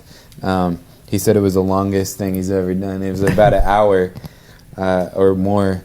I'm just gonna say it right now. Some people put way too much thought into that fantasy football draft, man. Yeah, you think so? I can't kill like 3 hours on a Sunday just to draft a bunch of players that I'll never meet. Yeah, it's funny that you say that, because that is exactly what I'm doing this Sunday. Good luck, in a couple man. days. Good luck. But we're hosting it at a friend of mine's, and his apartment complex has some pools and stuff. So I'm gonna try to really hard to pitch the idea of we could do our draft in the pool. I mean, yeah. People have their phones in the pool anyway. A lot of phones these days are waterproof. And I was gonna say, you're gonna show up with like a laminate of like all your notes? It should just be a rule that if you're gonna drop your phone in the pool, you just automatically lose. You gotta stay cool out there. It's hot here in Central Texas. I mean, we do have Labor Day weekend coming up, so that's true. 3-day weekend for most of the area. Most people working. And all the kids in school getting that 3-day weekend. After the football on Friday, so an extra day to recover. And that's especially great for the ones who played on Thursday, in my opinion. I mean, we were at the Taco Shack Bowl last night. I was with Rob Hipp and some of those guys. Brad Tilley was on the call, who is once again calling the Georgetown game tonight. Pulling double duty, yeah. Double duty. And, but yeah, I mean, I was even at, what's it called? I was at McCallum. I was like, I don't know. I lost my train of thought. I was at McCallum High School earlier today, and just like, they lost the Taco Shack Bowl, and as a McCallum alum, are you disappointed in the loss? Man, I mean, look, I kind of touched on this earlier. It was 22-0 in the first quarter. Anderson scored 3, touchdowns in the first 5 plays. If you can limit those like random big plays that they just weren't, I mean, and they did the next 3 quarters. I think Anderson scored 7 in the second. McCallum couldn't get their offense going until about 3 minutes left in the game. But other than that, the defense held true. And, I mean, they've got a guy who plays both sides of the ball, an all-district first team last year, and Alvino Carbajal for the D-line. He made all-district, but he plays offensive and defensive line the whole game. Well, not only that, Carbajal actually made the All-Central Tex Prep preseason team. So he's one of those players that you should watch out for. Big guy that can move sideline to sideline very well. He tackles well. I've seen the kid play a couple of times. Yeah, unfortunately, he did get ejected last night. Yeah, I was going to say, got to work on a few things. But yeah, no, he's definitely a difference maker on that team. And I mean, I think you consider starting quarterback went down, who was also your starting punter. So, and actually, Carbajal served as their backup punter, so he was punting most of the night last night. Until he got ejected. Until he got ejected, they had to go to the third-string punter. But true sophomore. How many teams have a third-string punter? That's what I I think want you to just know. throw a receiver out there and Do just you have say, some hey, guy man, that's kick just it. like, who's your most athletic dude? It's just like, okay, I know you can kick, right? Yeah, we you haven't gotta be practiced able it, to- but you should be good. You find out with everyone There's else nothing as they worse. go out there. Nothing worse than being one of those kids put into that situation where the coach is just all like, "Get in there," and you're just all like, you do a bad job, and they get all upset. And it's like, I don't do that. Yeah, that's not why I was on this team. We did it practice. Yeah. Well, I mean, you even think back to like Michael Dixon, the former Longhorn, last year with Seattle in the playoffs, and their kicker went down, and he had to play spot kick, and he's booming. He's a punter. He booms them as hard as he can. He's an elite punter. Yeah, terrific punter. And I mean, yeah, it's just a completely different animal when you haven't practiced something. It's not his role, and that ended up really costing the Seahawks the whole season last year. It's always surprising how important a punter or a kicker becomes, especially later on in the year when games are so close. I mean, even think about it. Carly Lloyd, the U.S. women's soccer team, is literally getting offers from NFL teams. Well, dude, she can knock a 55-yard field goal. She proved it, yeah. I was like, why not? Let her kick. Yeah, I mean, and I pay to watch it. The Chicago Bears were struggling again this year. Chicago needs a kicker. Yeah, Carly Lloyd. I'm kind of wondering if the Bears organization has hit her up yet. I kind of think so. I mean, they confirmed that a couple teams have. So. I mean, if there was ever a time for this to happen, I think we are at that apex where it could really, people would get past some preconceived notions, then it can definitely happen. And I think she'd be good at it too. I mean, don't give me the argument where it's all like, can she handle the pressure? The woman won a World Cup. She can handle the pressure, man. I think it's just a matter of like getting mechanics down you're not used to. She's got the legs. She's got the mechanics. She's got a. Well, I just mean she might have to put on the uniform, and having to wear the pads and stuff is going to take an adjustment. It's definitely even hard. having an entire like 350-pound lineman. All of them coming at you. I mean, that all changes some of the dynamics, but kicking and being able to kick is something that she's been doing her whole life. With people rushing at her, trying to trip her up while she's like slide tackling studs up. Yeah, and I mean fine. the goal of a soccer goal, you have to have pinpoint accuracy to get there anyway. So I'm not too concerned. I think she can handle the job as soon. And as long as somebody gives her the opportunity. And I don't think there's a better female kicker right now that is trying to break into the NFL than Carly Lloyd. And, someone who's proven, like you said, to handle pressure and play at a big stage. If not bigger than the NFL, the definitely. World Cup and all that. It's like Julie Ertz. It's all like, I don't think of her as Zach Ertz's husband, Super Bowl winner. I think of Zach Ertz as, Julie Hurst's husband. The husband to a World Cup winner. Yeah, exactly. Multiple World Cup winner. I mean, there's nothing better than that. Hey, we do want to give a quick shout out. We mentioned him earlier on the broadcast. Our boy Matt Leishman coming. He's over in Arizona these days. He's actually he's one of the OGs. Yeah, definitely. He's been with us since our first year. He moved to Arizona in the recent. In the off season, he actually just said he's working at his office right now on some sports pages over there in Arizona. Matt, can you hear us? Are you with us? Yeah. Hey guys, how are you doing tonight? Hey man, long time no talk, man. It's good to hear from you. See you on Snapchat from time and again, but good to talk to you guys. I'm sitting here doing my. I've got 3 nights a week. I do the sports pages here, even though I'm the news editor of this daily, and just finished a U.S. Open tennis page, and now I'm waiting on the Diamondbacks and Dodgers game to get over with tonight. So also listen to the Georgetown game. So trying to multitask. Hey, yeah, man, got to keep up with everything you got going on over here too. But man, yeah, it sounds like you're keeping busy over there in Arizona, man. Yeah, I lived here for about 10 years before I came back to the Central Texas area, and had, a blast with SHN for 3 or 4 years, and back out here now in a different role, kind of a leadership role. But, there's only actually 2 daily papers in the entire Arizona, Valley of the Sun, the big one and us.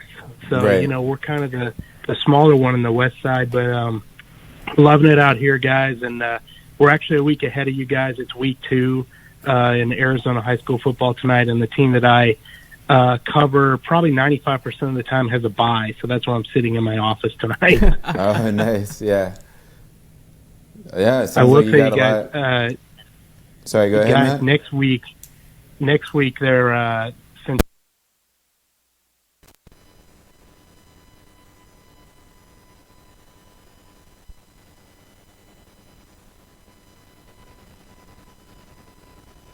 All right, we're going to bring you back here. We're going to let you hear some of your award-winning Creek band here to give honor to them and the parents that can't break here, and that way they can listen to their children as well. We'll be right back.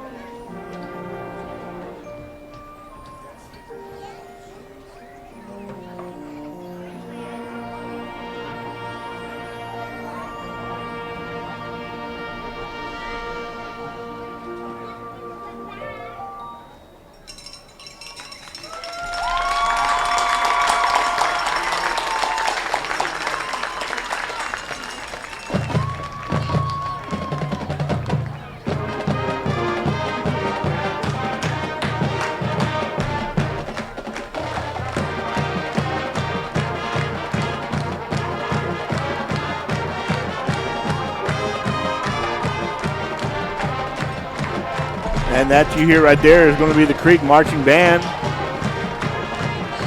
They just finished their halftime routine. We're going to try to bring you a little bit of both, kind of a combination of our band every halftime, and then also kick you over to SHN for some updates and things.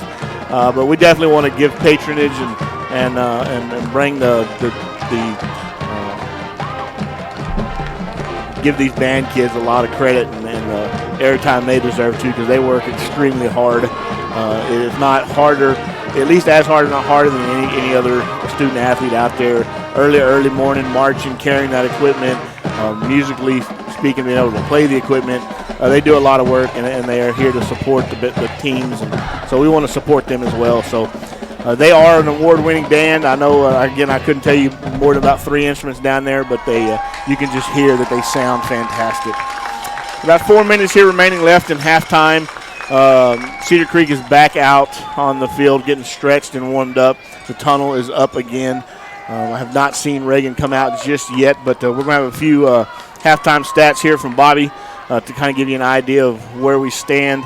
It is 32-0. The legend has walked in.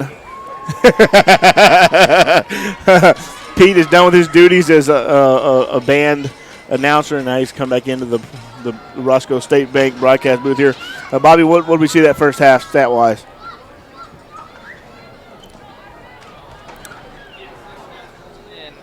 All at one time here, guys. We got Ty Pruitt through 10 for 15, 83 yards on that. He's also got 1 touchdown pass in there.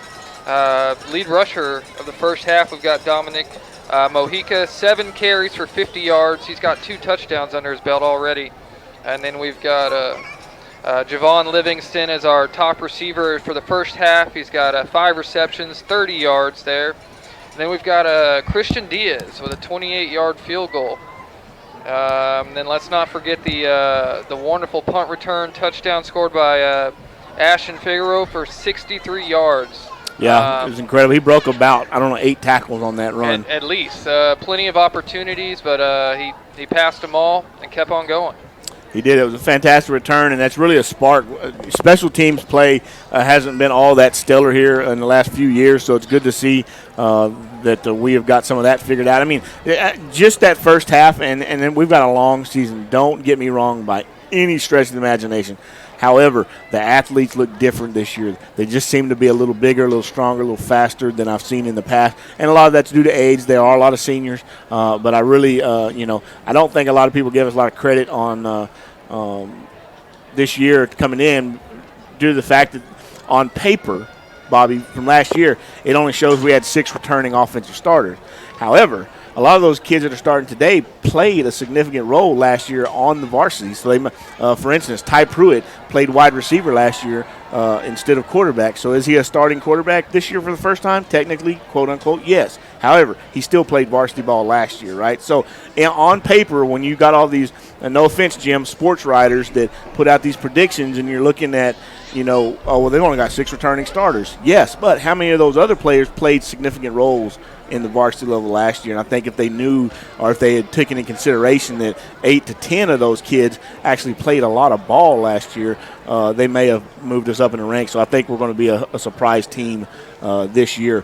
A minute 45 here coming up before the third quarter. Brought to you this year by Lori Tuggle State Farm here in Bastrop. Lori's been a long-time supporter of Cedar Creek Athletics and the Cedar Creek Booster Club. She's one of what we call the OG, or the original members of this organization, and we really wanted to get her some business. So, guys, whether you have insurance, whether you don't, whether you need new insurance, or you just want somebody to talk to about some insurance, have her get you a quote. Auto, RV, home, policy, life insurance, boat, you name it, she can help you, and there's a good possibility she can get you a free quote, and it's going to save you some money. So go see Lori, tell her that the Creek sent you, and let's help her, because she's helped your kids out so many times over so many years. We really need to give her some love here on that side. We're going to take a quick break before kickoff. We're going to pay a few more bills, and we'll be back here in just a minute. This is the Creek broadcast team on SHN Sports. fans, looking for a professional and reliable insurance company? What are you waiting for? Call State Farm Insurance now at 512-581-3939 and talk to Agent Lori Tuggle. Lori and her professional, knowledgeable staff will assist you with all your insurance needs. Whether it's home, auto, or life insurance, they have what you want in an insurance company. Located at 815 Highway 71 East, Suite D, Bastrop, Texas. That's Lori Tuggle, State Farm Insurance, the name you know, like a good neighbor. State Farm is there. Hey folks, the strength, value, and community, all the things that matter to you, found in one bank. Roscoe State Bank in Bastrop is proud to support the Cedar Creek Eagles and the Cedar Creek Athletic Booster Club. Roscoe State Bank, member FDIC, located at 710 Highway 71 West, just in front of the Home Depot. Also online at roscoestatebank.com.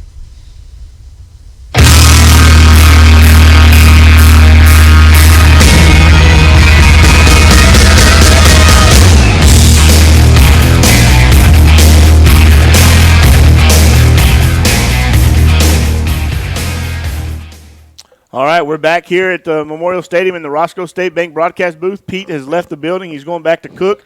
Pete, give me a hot dog. Save me one. All right, we'll talk to you later, Pete. Halftime is over. The teams are back on the field. We will be receiving here at Cedar Creek to start the second half as the Raiders received in the first half. 32-0 is your score. Cedar Creek over Northeast Raiders.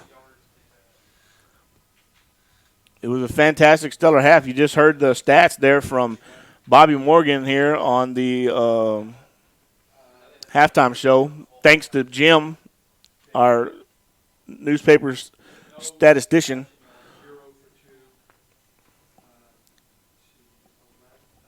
I hope the second half is better broadcast than the first half here. We had a little bit of technical difficulties with some internet issues. It looks like we may have that solidified there. We flipped over to my phone's hotspot, who is getting much better service than our hotspot. So we're going to work those kinks out going into next week to make sure we can bring you the best broadcast we possibly can. Well, Bobby, what'd you think of your first half of broadcast duty? Well, it's not too bad, man. I got a lot to learn about the team, but it's good. It looks good so far. Another stat I want to bring to your attention real quick, Scotty. Christian Diaz had that 28-yard field goal. That one field goal was more yards than the opposing team had the whole first half of this game. Wow. And so I stand corrected. Actually, the Raiders received the ball. They received it at the 15, brought it up to the 20, and they're going to be out of bounds about the 25-yard line. Looks like where they're going to spot it. Where it'll be first down and 10 for the Raiders, moving right to left here as we start the third quarter. It'd be interesting to see. I don't think, from a Cedar Creek, from Coach Everett's standpoint, he's probably not making a lot of adjustments. I know coaches well enough to know that he made some. He talked to some players, but that was about as perfect a first quarter as you could have. Other than that one fumble that bounced our way, that was pretty effortless and a pretty good showing there in the first. Well, it'd be interesting to see what kind of adjustments were made on the Raiders side. It looks like they're coming out in a pro-form shotgun formation with two offsets to either shoulder and two wide receivers. The rush is on, and it's going to be brought down behind the backfield by none other than 99 Alfred Collins. It was a zone read in the backfield, and it's going to be brought down for about a 1-yard loss. Is that run by number, I'm thinking 20, it was number 3 on the carry? Or was it number 22 on the carry? I think it was 22 on the carry, which would be Kowalski Latham, who's kind of been their bell cow for the night so far. Second down and 10. They got him back up to the line of scrimmage here in the third quarter. Again, Lori Tuggle State Farm brings you the third quarter all season long. Go see her over here in Bastrop. You'll be glad you did. Second down and 10 here, shotgun formation with two offsets to each shoulder in the running back position. He's going to look right, and he's going to throw right, and he's going to find an open receiver, and it's going to be brought down just shy of the first down. There is, again, number 22, the bell cow.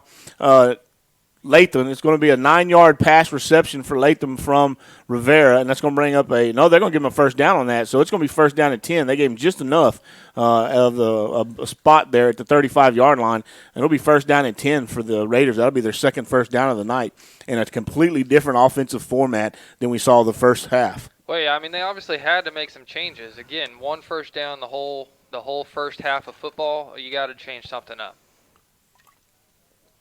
Shotgun snap back to Rivera, and it's a bad snap. He takes it off the turf, hands off to his wide receiver, running back number 5, Datron Bell, and he's going to be tackled for a loss of 2 in the backfield. I believe it was Cade Edwards on the tackle. It might have been big number 99, Alfred Collins, in the mix with it as well. That'll bring up second down and 2. I was getting a drink. I apologize, right in the middle of that.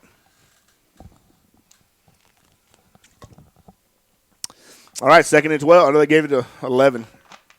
It looks a lot different up here. I might have to use this board more. It's second and 11, ball on the 34 here. Shotgun formation for the Raiders. Two wide receivers to the right, one to the left. He snaps back. He looks right. He throws right. He's got a man open. He's got number 22 open, and he's going to be caught around the 30, 44, 43-yard line. It's going to be enough for about 15 yards and a first down. Reception to Kowalski Latham again out of the backfield on that pass, and that's going to bring up a first down, and the Raiders are moving the ball a little bit here in this new formation. So we spotted at the 42 exactly, where it'll be first and 10 inside Eagle territory. Back out in the shotgun here. They're running as two running backs, one offset off each shoulder, 2 wide receivers to the top side to his right. It's going to be a handoff up the middle, goes number 5, it looks like. It's going to be a fumble, ball on the ground. It's going to be recovered by the Eagles. It came right out of number 12, it looked like number 12 recovered. Yep, 12 on the recovery. That's going to be, we'll give you here, Ashton Figueroa.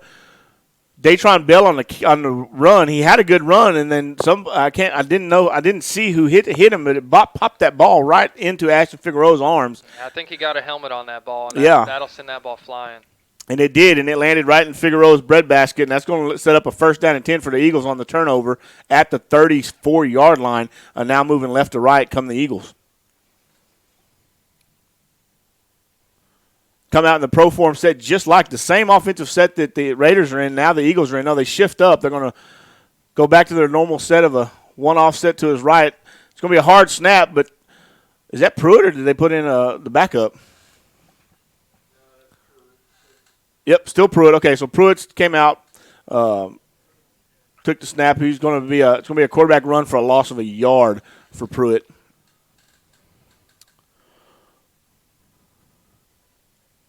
They tried to do a little misdirection there in the backfield. Now they're back with 2 running backs in the backfield, 2 wide receivers to Pruitt's right, 1 to his left. It's going to be a handoff to Mojica. Mojica's going to be met in the backfield for no gain. Just absolutely outstanding play by number 2. No, 2 on the defense. DeCorey Eason on the tackle in the backfield. Was number 20 on the carry. Devon Winston on the carry for a loss of 3. Yeah, 3-4 really. Third down and 15 now. Ball on the 29. 7 minutes and counting here for the Eagles. They've come out in a new offset, the offense package as well. It's going to be a false start on the Eagles. Number 56 here at the end jumped. That would be. I don't have a 56 either. That's 55. 55. Carlos Medina with the false start. It's going to set him back even further. This is not the way the Eagles wanted to come out at halftime and start.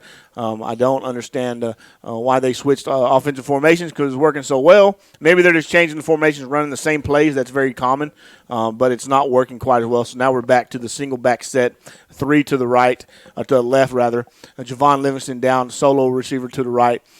Pruitt's going to roll back. It's going to be a screen play. It's going to be tipped by number 78 at the line of scrimmage. Breon Jones is going to tip it. We had running room. Had Pruitt got the pass over Breon Jones, that play would have went for a long, long way because most of the Raiders were upfield in Ty Pruitt's face, but it is going to set up a punting situation on the first drive at 4th and 20. Ball spotted at the 24. 7-1-7 and counting here. 7 minutes, 17 seconds counting in the first quarter.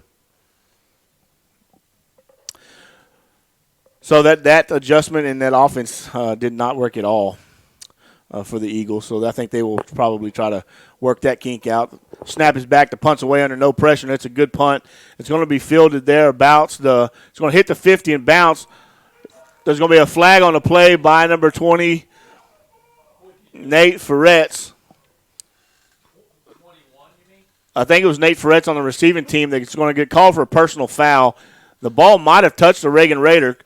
Coach next door to us was screaming, get on the ball, get on the ball. It seemed like it might have been a live ball. Everybody was kind of standing around looking at it. But it's going to be a personal foul on, I think it's 20.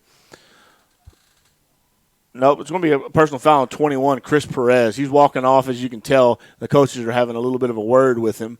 They're going to get for it, so it's going to back him up even further. So it's going to net out about, the ball was at 24, 34, 44. They spotted the ball at the 39-yard line, and we're going to tack on, I think, 15 more to that for the personal foul.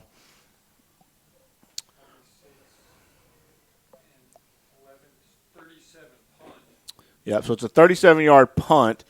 I think we're going to add 15 to it to make it about a 53-yarder, 52-yarder. Or not. Can we get an explanation here? Let's see. There it is. It is going to be a personal foul, so they are going to mark it back 15 more yards from the spot. Well, what was the personal foul for? It looked like he grabbed him by the face mask and threw him down. It looked like he just kind of threw him to the ground via the face mask. But when he did, it looked like the ball rolled off of him. It was kind of a live ball. Reagan fell on it there about the 38-yard line. But I'm thinking they're going to mark that back 15 more. Did they have a fumble the first half, Reagan? They did. They did have one fumble, and Alfred recovered it. Alfred did recover it. He did. Yep, sure did. If you don't hear in the background, I'm talking to our statistician up top. He just does not have a headset on. You can probably hear him feeding through our mics, but it is Jim, our statistician, who we are sometimes talking to that you cannot hear. So they did mark it back 15. It's going to be first down and 25 yards from the 22, 23-yard line for the Reagan Raiders. Snaps back. It's going to be a handoff to number 3, who is not on our list. That's Christian Angle, I believe. Angus. Christian Angus on the carry back up to the line of scrimmage. There's going to be a gain of nothing where it'll bring up second and 25. Well, okay, they're giving it a second and 10, so they move the whole chains. I get it. So rather than marking it 15 back, it's first and 10 from that spot of the ball. Okay, perfect. So it'll be second down, and they gave him a yard on the carry, 2 yards rather. Be second and 8 with the ball on the 26 for Reagan in their own territory. Shotgun formation for David Rivera and crew. The snap is back. It's going to be a handoff again up for DeCorey Easton, it looks like. And he's going to be brought down at the line of scrimmage by Reggie Smith. It's Christian Angus again on the carry. A gain of none. Third down and 8 now. 5:44 remaining here in the third quarter. Have substitutions offensively and defensively here as we get a few fresh legs.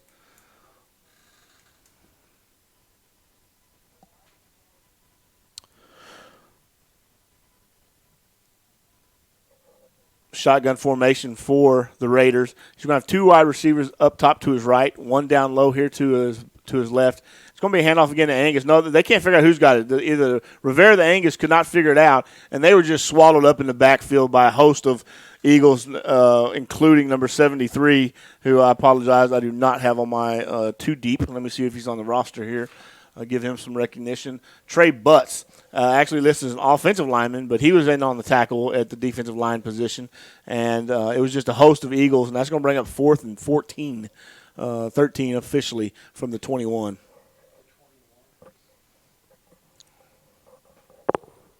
And a punting situation for Rivera and the Raiders. Back deep to receive for the Eagles is number 12, Ashton Figueroa. The kick's away. It's going to take Ashton Figueroa back to about the 38, but he's going to go forward up across the 50 into the 48-yard line into Raider territory where the Eagles will start in good field position at midfield at the 48. With 4 minutes and 23 seconds remaining here in the second quarter. Again, third quarter brought to you all year by Lori Tugwell State Farm. She is your hometown agent. She's a pillar of the community. Go see her. She can help you out, I promise you. Shotgun formation for Pruitt and his Eagles. He's got 3 wide receivers off his right shoulder to the near side of the field. One to the top side is Payne Allen. Dominique Mojica off his right shoulder in the backfield. I talked to Coach this week, and he said we might see some Cade and some Alfred Collins in at tight end, but the only time we've seen that is on that 2-point conversion the rest of the night. It has been pretty much wideouts and running backs. No tight ends have played tonight. So I don't know what they did there. I don't think the referees are quite understanding this concept either. But they just marked the ball back 5 yards for something. I haven't seen a flag. So they've now got the ball spotted at the 43, 44, but rather than being 1st and 15, it's 1st and 10 from the 44. So we'll get this figured out here one way or the other. Same formation that I called out a minute ago. In the backfield is Pruitt and Mojica. Shotgun formation. The snap is back. It's going to be a handoff up the middle for Mojica. He shucks the tackle at the 45, breaks the tackle, another tackle up to the 50, across the 50 to the 48, and going to be brought down about a yard shy of the 45-yard line, where it'll be look like nope, they're going to move the chains and give him the spot at the 46-yard line. And it'll be 1st down and 10 for the Eagles on a 10-yard carry for Mojica. How could they get a 5-yard penalty if they 1st and 10? Jim, I wish I could tell you. Shotgun formation, 3 wide receivers off of Pruitt's left shoulder. One down here is going to be Allen on the Zane Allen to his right. The snap is back. He's going to roll left, looking like he's going to want to pitch, and he does. He pitches to Mojica across the 40 to 45 to 40, up across almost all the way up to the line of scrimmage again. I mean to the 1st down marker at the 35. It looks like to be a yard short of the 1st. Nope, they're going to go ahead and move it. Nope, wait, what are they doing? One guy's moving, one guy is not. And it is a 1st down. All right, so 9 yards a clip here, and we're getting 1st downs. 1st and 10, ball on the 36. Shotgun formation, now 3 to the near side off of Pruitt's right shoulder. 1 to the top is going to be Payne Allen. Snaps back is going to be a handoff up the middle to Mojica. Mojica's going to rumble and stumble across up to the 30-yard line, where he's going to be brought down about 3 yards shy of the 1st. So it should be 2nd down and 6 or 7, depending on where they spot the ball here. And 4, yeah, see, so no matter what we see, it's changing a little bit down there every time. That's right. And we got an injury timeout. There is a Raider down on the field. With that being said, we're going to take a quick timeout to catch our breath. 3 minutes and 20 seconds remaining here in the 3rd quarter. Eagles 32, Raiders 0. We'll be right back. The class, you own the paint. That's how you protect your house. State Farm knows that for every one of those moments, there's one of these. Come on. You crash the glass? Yeah. And you own the paint? Yeah. That's how you protect your house. Talk to an agent for help combining your home and auto into a plan that's right for you. Here to help life go right. State Farm. All right, we're back here in the Memorial Stadium. It was a quick injury. He just walked off under his own power. Hope the young man is okay. 2nd down and 6 here, 4 rather, for the Eagles. Shotgun formation for Pruitt. Snaps back. He's going to fake the handoff, and there's going to be flags. Probably offsides by number 80, Zane Allen. He may have jumped just a hair early, and that'll back it up 5 yards to make it 2nd down and 8 now from right at the 35-yard line, moving left to right. 3 minutes and 15 seconds remaining here in the 3rd quarter. Split receivers, 2 to his right and 2 to his left. Mojica is right off his right shoulder. Pruitt's going to take the snap. It's going to be a quarterback keeper all the way. He's going to have a little bit of a room and up across the 35 to the 33-yard line, maybe 32, depending on the spot of the ball goes Mojica, where we'll bring up a manageable 3rd down and 6 or 7, depending on the spot.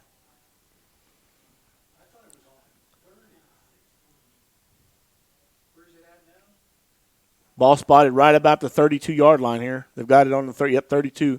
3rd down and 6. Snaps back. He's looking left. He fires left, and he's going to be complete to Payne Allen. Top side is going to be enough for the 1st down and then some. He got about 3 or 4 yards past the 1st down marker. It should be 1st and 10 from the 22 or 23-yard line. Depending on the spot, goes No, it's not Payne Allen. Excuse me, it was Colton Fitzhugh on the reception.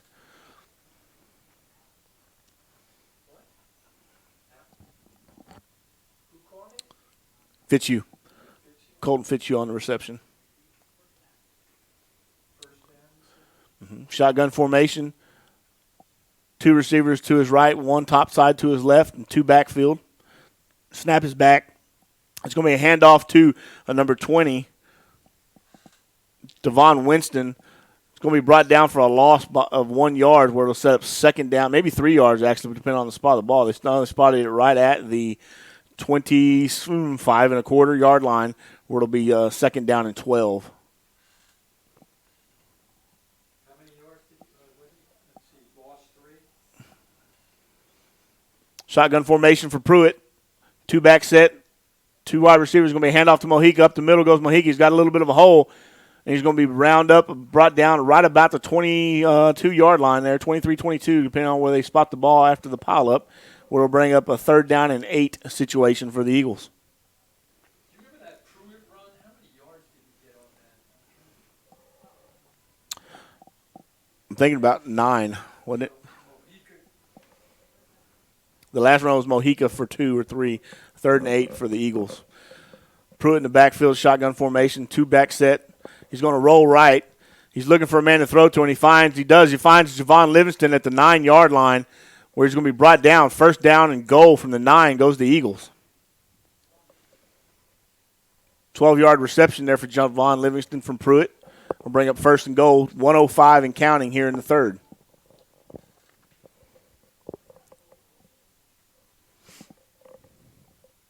Shotgun formation for Pruitt, two offsets in the back.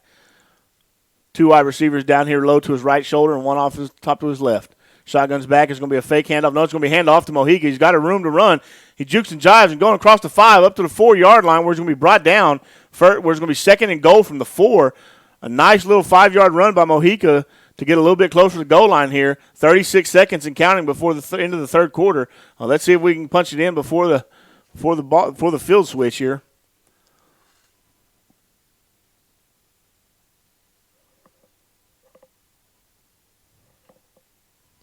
Devon Winston now in the backfield with Mojica. 2 wide receivers down low are going to be Zane Allen and Colton Fitzhugh.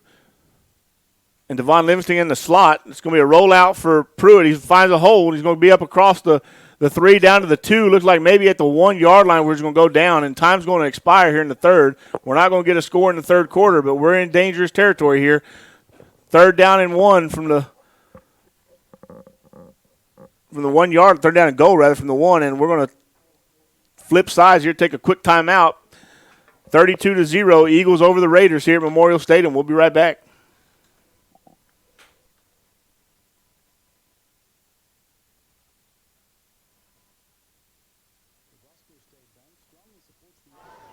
Chamber of Commerce and its We Believe in BISD campaign, which unites the community and local businesses in support of the Bastrop Independent School District. Bastrop and Cedar Creek schools have great teachers helping great kids achieve great things. At the Roscoe State Bank, we do believe in BISD and in its mission to provide pathways with pride and purpose for all of its students. Find out more at WeBelieveInBISD.com. Hey folks, this is Pete from the Creek Broadcast Team for Hours RV Service Center in Georgetown.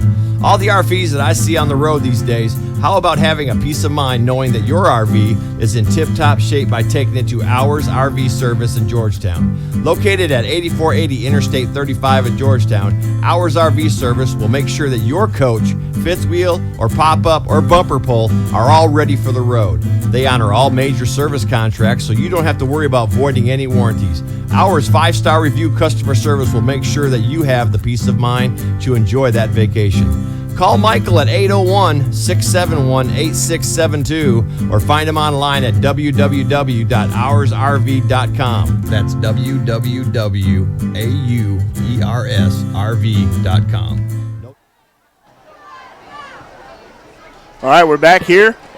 3rd down and 1 from about the 1, maybe just inside the 1 there actually. For the Eagles here, moving now right to left.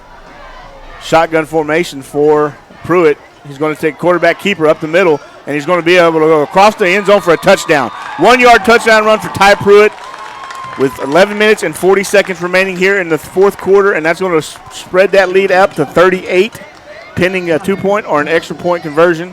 Goes Ty Pruitt, 1-yard touchdown run.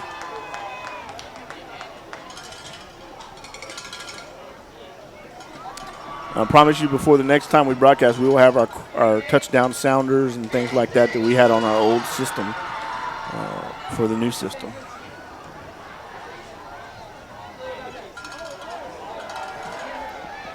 Another fake by Pruitt, and he's going to find none other than Alfred Collins again in the end. No, is that 90? That's 90. Ian Flowers on the reception on the 2-point conversion, getting the big D lineman in, getting them some scoring points here, and that's going to stretch it to 40-0 in the fourth quarter of tonight's broadcast.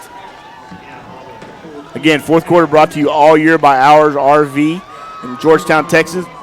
Go online to www.oursrv.com. That's AUERS.com. Oursrv.com. Mike will take good care of you. Tell him the Creek sent you.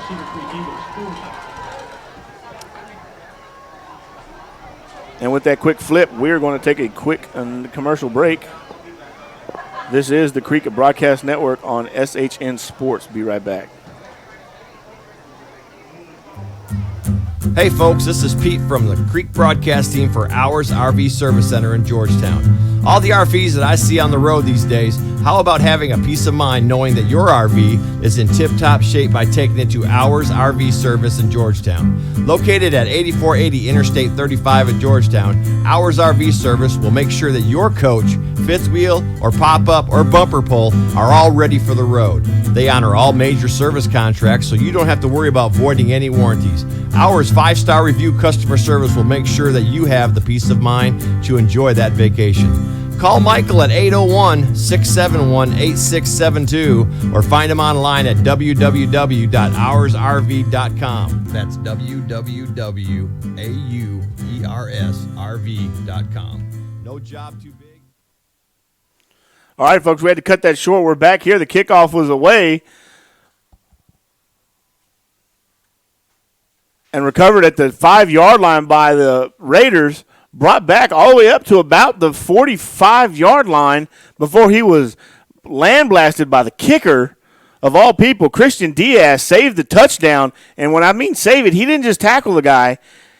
He flew into him like he was a middle linebacker out there. He lunged at him, man. He sure did. He got the job done. And he got his bell rung on the side, but it was by his teammates slapping him on the helmet. They love it. Boy, you talk about getting a team fired up. Let the kicker make a play. Yeah, you get the kicker involved doing something other than kicking, man, everyone just goes crazy. They do. They do. I did not. I apologize, Jim. I did not see who that was on the return. I was trying to stop the commercial there, and I certainly apologize. I would assume it's probably the same guy been returning them all night, but I'm not 100% sure about that. First down and 10 for the Raiders. Shotgun formation. They're about to snap his back. It's going to be a handoff, and it's going to be carried by number 3, Angus, brought down by 52. Kyle Jasso, first time we called his name tonight. He is the only other first-year player on our defense as a starter. Okay. Mm-hmm. Well, they're getting him in, getting some rotations. We'll see what he can do. He is.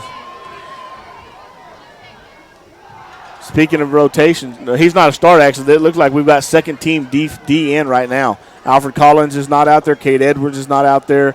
So it looks like we have gone to our second two-deep defense. Should be Logan Latouf, Jadon Long Miller, Kyle Jasso, Mason Selby, probably Colton Fitzhugh, Jerry Torres, Logan Cone, and the crew. Pass is going to be incomplete. He took a hard hit by Logan Latouf, did Rivera on the throw. Intended for number 11, Jared Thomas for the Northeast Raiders. It's going to be third down and 10 from the 46, 7-yard line. 10 minutes and counting here in the fourth quarter. That should be about all she wrote for our starters for the night, I'm thinking, offensively and defensively. Looks like Dalen Jackson's out there getting a little playing time as well. Shotgun formation is going to be a run brought down across the line of scrimmage up to about the 49-yard line. tackled by number 51, It's going to be William Rangel out there with that tackle. Willie Rangel, on the stop. We'll be 4th down and 8 from the 49 for David Rivera and his Northeast Raiders.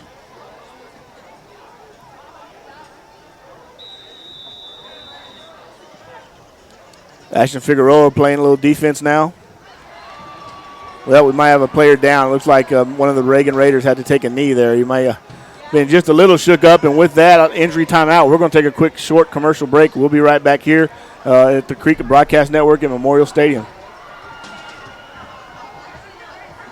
Team here, and we are very excited to tell you about a brand new local family-owned restaurant right here in Cedar Creek.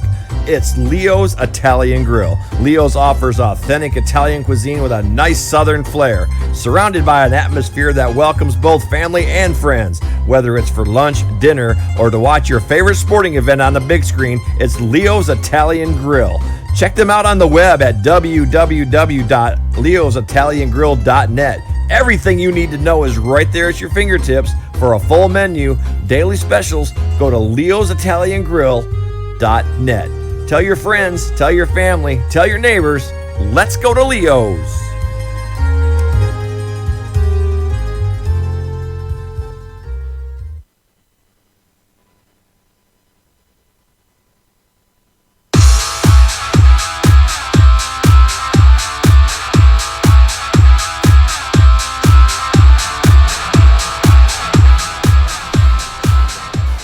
All right, we're back here at Memorial Stadium. It was Gerard Thomas shaking up on the play. He did stand up and walk off under his own power for the Raiders. And for him, looks like Jalen Moore is going to come in and take his position for the Raiders, where it's going to be a 4th down and 8 situation here at the 49. 9:28 remaining in the ball game. Eagles up 40-0. Kind of the way if you dreamt of how you wanted to start the season, Bobby, this is the way you want to start it. Yeah, 40 to zip right now with a little under 9.5 minutes left in the game, and you can't complain about that at all. Certainly cannot. But I don't want to get our hopes up too high because we did start this way last year and then ended up at 3-4, I think, on the season. 4-5, something like that on the season. 4-6. Shotgun formation for the Raiders now. One back in the backfield. Snaps back. Rivera's looking left. He goes left deep. He's got a man, but he's well under cover and almost intercepted is the pass. They're going to throw a flag out on that one. Looks like he got tripped up. Fantastic coverage by number 12, rolling in the safety. Ashton Figueroa at the safety position, but I believe he might have got tangled up with the cornerback, Damian Perez, step for step down the sideline. We'll see what the call is, but it was no fault of Ashton Figueroa. He almost played center field on that and picked that ball off. It is going to be pass interference. I didn't hear who it was for. I think it's a bad call, but it's not my call to make. That's going to give him an automatic first down from the spot of the Fowlers, from the 15 yards from the, I forget the UIL rules, high school rules on that. 15 yards from the original spot. Or it'll be first down and 10 now, deep inside the Eagle territory at the 38 or 37-yard line. All the way, they blocked it all the way down to the 36. So first and 10 at the 36 for the Raiders. Kowalski Latham split out top side to the left. Two offsets and two running backs in the backfield. Snap is back. It's going to be hand off, and he's going to be met in the backfield. Logan Latooth. Logan Latooth and Josh Garza on the stop. A loss of 3 on the play where it'll be second down and now 13 from the 39.5-yard line for the Raiders.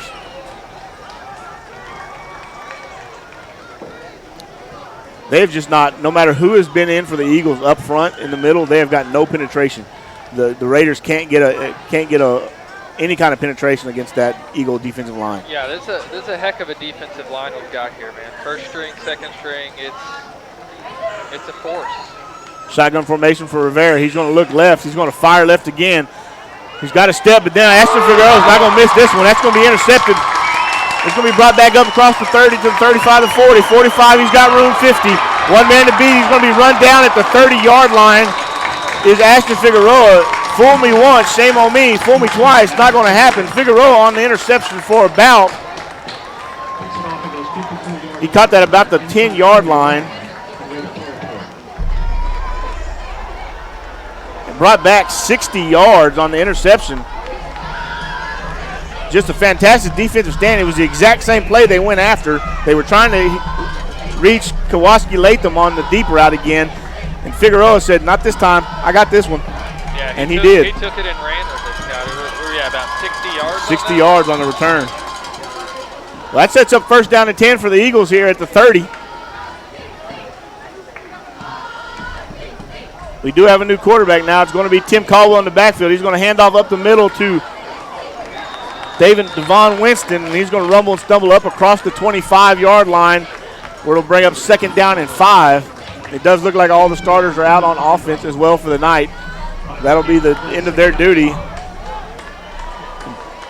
And young Tim Caldwell in the backfield now at the helm of the Eagles. He's in the shotgun two-back formation. He's letting the clock run down. It's a little bit of clock time management here, just kind of use it to our advantage. 11 on the play clock. You'll probably call it about 2 or 3.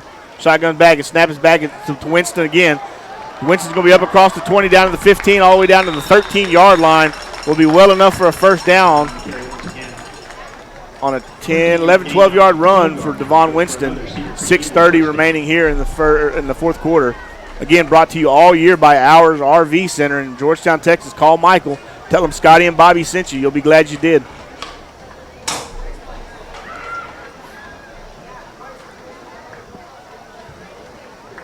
Shotgun formation for Tim Caldwell.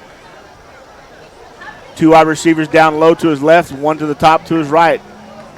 9 seconds on the play clock. Snaps back. It's going to be handoff, and he's going to be met in the backfield is Devon Winston by number 75, and he's not on the roster, so I can't give him any credit. But he's number 75, and he just made a fantastic play in the backfield for a 1-yard loss for the Raiders. 1-yard loss. Second down and 11 from the 13-yard line.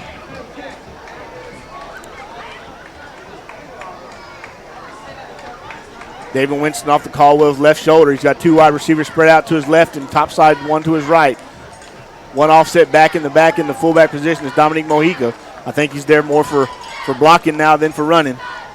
Snaps back. It's going to be Winston with a cut up the middle. He's going to have enough to get across the 10 up to the 6-yard line. Looks like where he's going to be brought down, where it'll be third down and a handful there from the 6, I believe is where they're going to spot it. 20 on the carry. 6-yard gain on the play.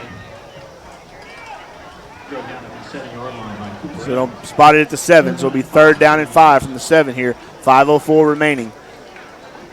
Taking our time on the play clock, eating away the seconds. Caldwell's in the backfield.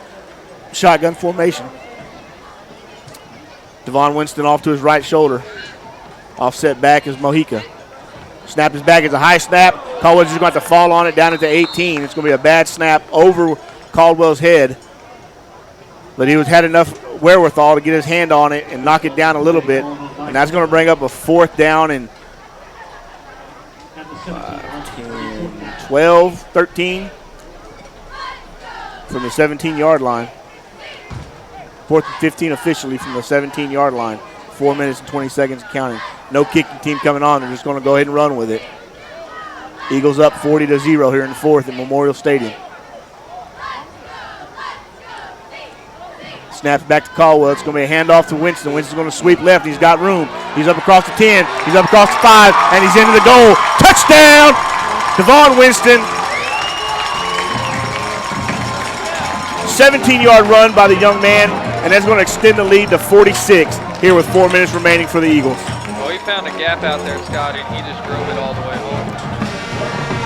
Great vision by the young man. They said to get around the edge, and he saw home, and he went home. 17 yards, touchdown. Extra point attempt by Christian Diaz. Good snap. The kick is up, and it's right down Main Street. And that's going to take it to 47-0 here with 3 minutes of counting in the 4th. And it wouldn't surprise me if they just let the clock run here. Nope, they're going to stop it.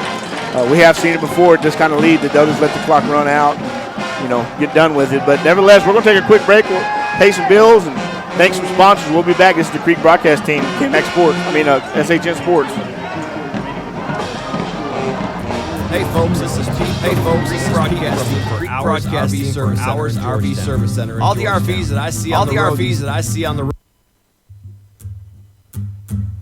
Hey folks, this is Pete from the Creek broadcast team for Hours RV Service Center in Georgetown. All the RVs that I see on the road these days, how about having a peace of mind knowing that your RV is in tip-top shape by taking it to Hours RV Service in Georgetown. Located at 8480 Interstate 35 in Georgetown, Hours RV Service will make sure that your coach, fifth wheel, or pop-up, or bumper pull are all ready for the road. They honor all major service contracts, so you don't have to worry about voiding any warranties. Hours 5-star review customer service will make sure that you have the peace of mind to enjoy that vacation. Call Michael at 801-671-8672 or find him online at www.hoursrv.com. That's www.auersrv.com. No job too big, no job too small. In and out quickly, and most large projects are out in less than 5 days. Electrical, air conditioning, new installations and modifications, all available at Hours RV. Hours RV Service Center in Georgetown, the small business that's big on service.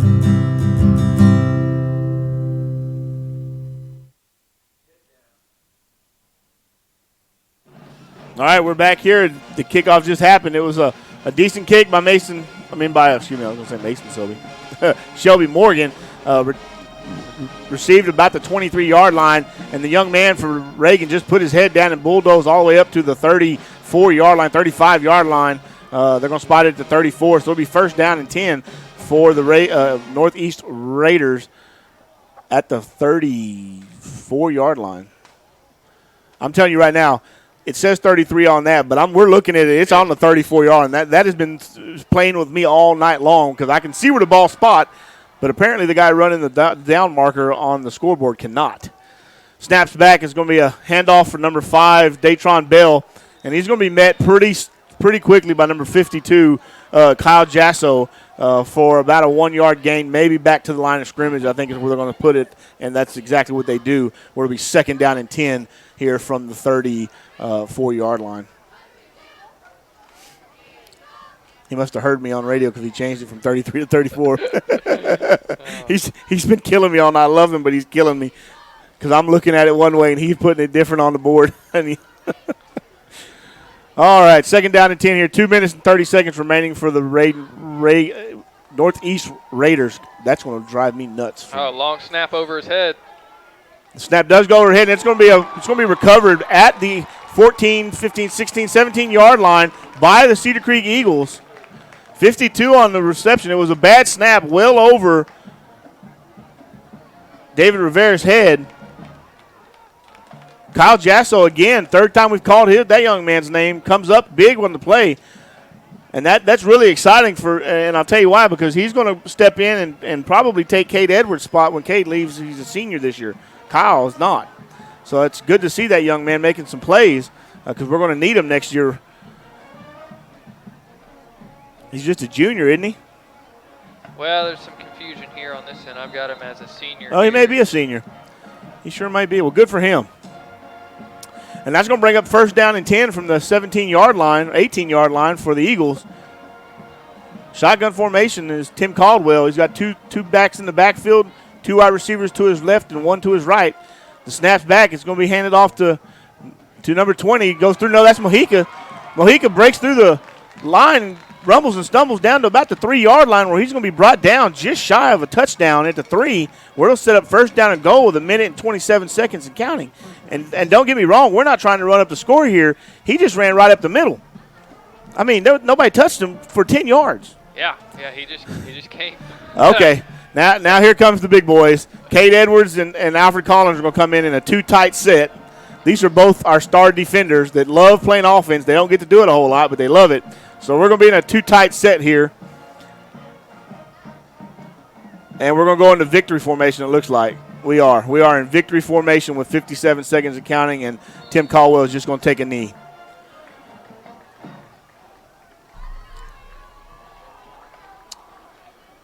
With that being said, Bobby, your good luck. I kind of like having you around. Hopefully this is an omen for the rest of the season. I know, right? Well, I'll keep showing up. I know Pete's going to be like, man, see, I turned the reins over one time, and they go out and do 47-0. Victory formation for the Eagles again here. Tim Caldwell in the back. 28 seconds here. It's just a matter of a couple of more snaps, and we'll send this one to the house. They're going to let it get down to 1 or 2 seconds here. We're at 5 on the play clock. 4, 3, snaps back. And that's going to do it here from Memorial Stadium. What a way to open the season. Cedar Creek 47, Northeast Raiders 0. We're going to take a quick break, and we're going to come back with a short post game, and then we're going to get out of here and see you in a couple of weeks, guys. We'll be right back. Hey, folks, it's strength, value, and community, all the things that matter to you, found in one bank. Roscoe State Bank in Bastrop is proud to support the Cedar Creek Eagles and the Cedar Creek Athletic Booster Club. Roscoe State Bank member FDIC, located at 710 Highway 71 West, just in front of the Home Depot. Also online at roscoestatebank.com.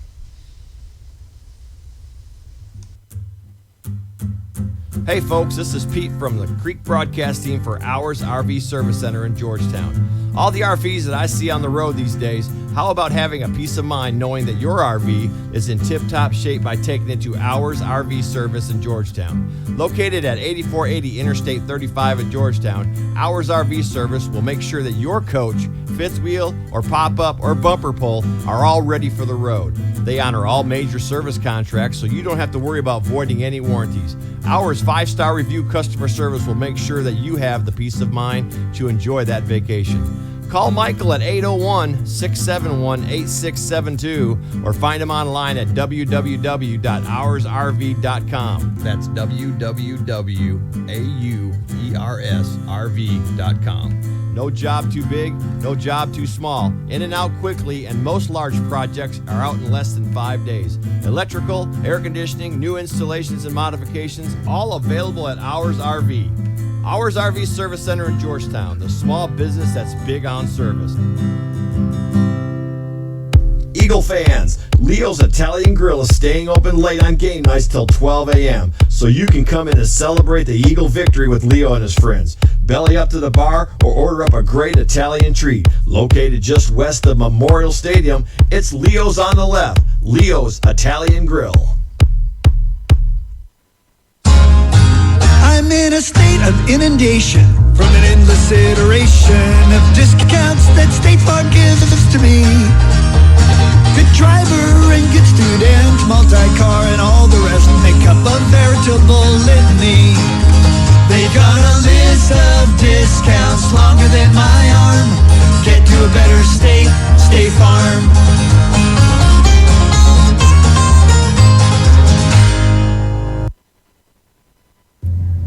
If you're from Texas, you understand the value of hard work, a warm smile, a firm handshake, and the loyalty of a friend. These defining qualities of what it means to be from Texas are the qualities you'll find in the folks at the Roscoe State Bank.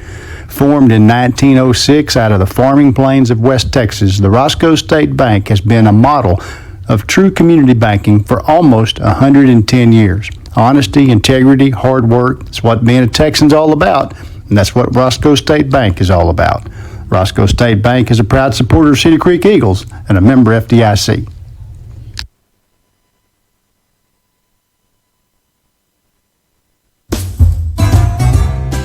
The Creek Broadcast Team is here. We are very excited to tell you about a brand new local family-owned restaurant right here in Cedar Creek, Leo's Italian Grill. Leo's offers authentic Italian cuisine with a nice southern flair, surrounded by an atmosphere that welcomes family and friends. Whether it's for lunch, dinner, or watching your favorite sporting event on the big screen, it's Leo's Italian Grill.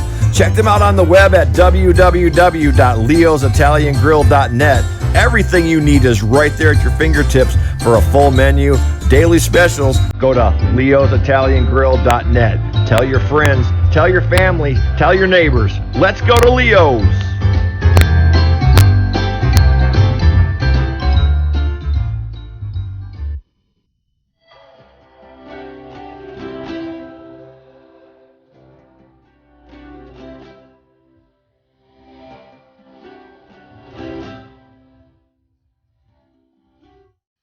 All right, we're back here at the postgame show.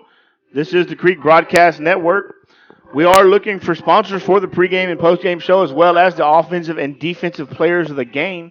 Just because we don't have a sponsor doesn't mean we're not going to award those awards. Defensively wise, it's going to be going to Ashton Figueroa, the young man with a 60-yard interception return, a couple of kick return, big kick returns as well. So he is going to be your defensive player of the game. Offensively, it's going to be Dominique Mojica. He's going to end up with pretty close to 100 yards and 3 touchdowns for the night for the young man, the senior here. And we're going to take this one to the house 47-0. That's an outstanding performance by the Cedar Creek, Bobby. Well, that was a great first game for to be a part of, Scotty. I appreciate the opportunity to come out here. Do this with you guys. It's a great program. It looks like y'all got going on here. I'm excited to be a part of that moving forward, and look for many more games to come. We do too. Everybody, look at Mr. Jim's column in the Saturday and Thursday's paper for a full rundown on the stats. We are going to get our statisticians up and running here on the broadcast, but as of right now, we are kind of at the mercy of someone that has never done it before. So as he learns, he'll get better, and we'll have you some full stats. But for now, just go find Mr. Jim's column in the paper, and you'll get a full rundown on the stats. A big shout out to Pistol Pete Riefel, the godfather of the Creek broadcast team. He's turned over the realms to us here. He's given us the keys to the boat, the wheel to the ship, whatever that cliche is. Nevertheless, I hope it doesn't fall off the rails too bad. I hope it was a decent performance tonight. He had a good night down at the Booster Club there at the band. If you're ever out here in Cedar Creek and you come to a live game, make sure you stop by and get you some snacks, some Doritos and some nachos and Frito pie and a hot dog. I'm looking forward to a hot dog and a Frito pie. You better have it there ready for me. I told them to have one ready. But that helps out the band booster a tremendous amount and the Athletic Booster Club as well. A big shout out to all of our sponsors. The title sponsor, of course, is Roscoe State Bank. He brings the action to you live here every week for us. Lori Tuggle, State Farm, Leo's Italian Grill. They are open late tonight. So if you want to head out of here, take a left out of Memorial Stadium, is about a mile on the left. You'll see them, Leo's Italian Grill. They'll be open. You can go get you a cold beverage of your choice and some very good Italian food. And then Ours RV all the way out in Georgetown, Texas. If you've got an RV and you need some work done on it, you don't have time to leave it at one of the big box dealers, call Michael. He'll get you in and out. He's got a short time of wait, unlike the big boxes that have hundreds of customers that they have to take care of. Michael will get you in and out real quick if you just need a quick tune-up on the road or if you need a full major overhaul. Either way, Michael can do it for you. Go see him. Tell him the Creek broadcast team sent you.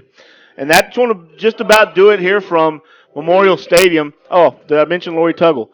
Go see Lori and get you some insurance. Even if you've got Geico or Progressive or one of the other companies, go have her give you a quote. You'd be surprised. You might be surprised she can actually save you money and get you better coverage. If not, maybe you need some renter's insurance, or maybe you need a homeowner policy, or maybe she can bundle you up with some things.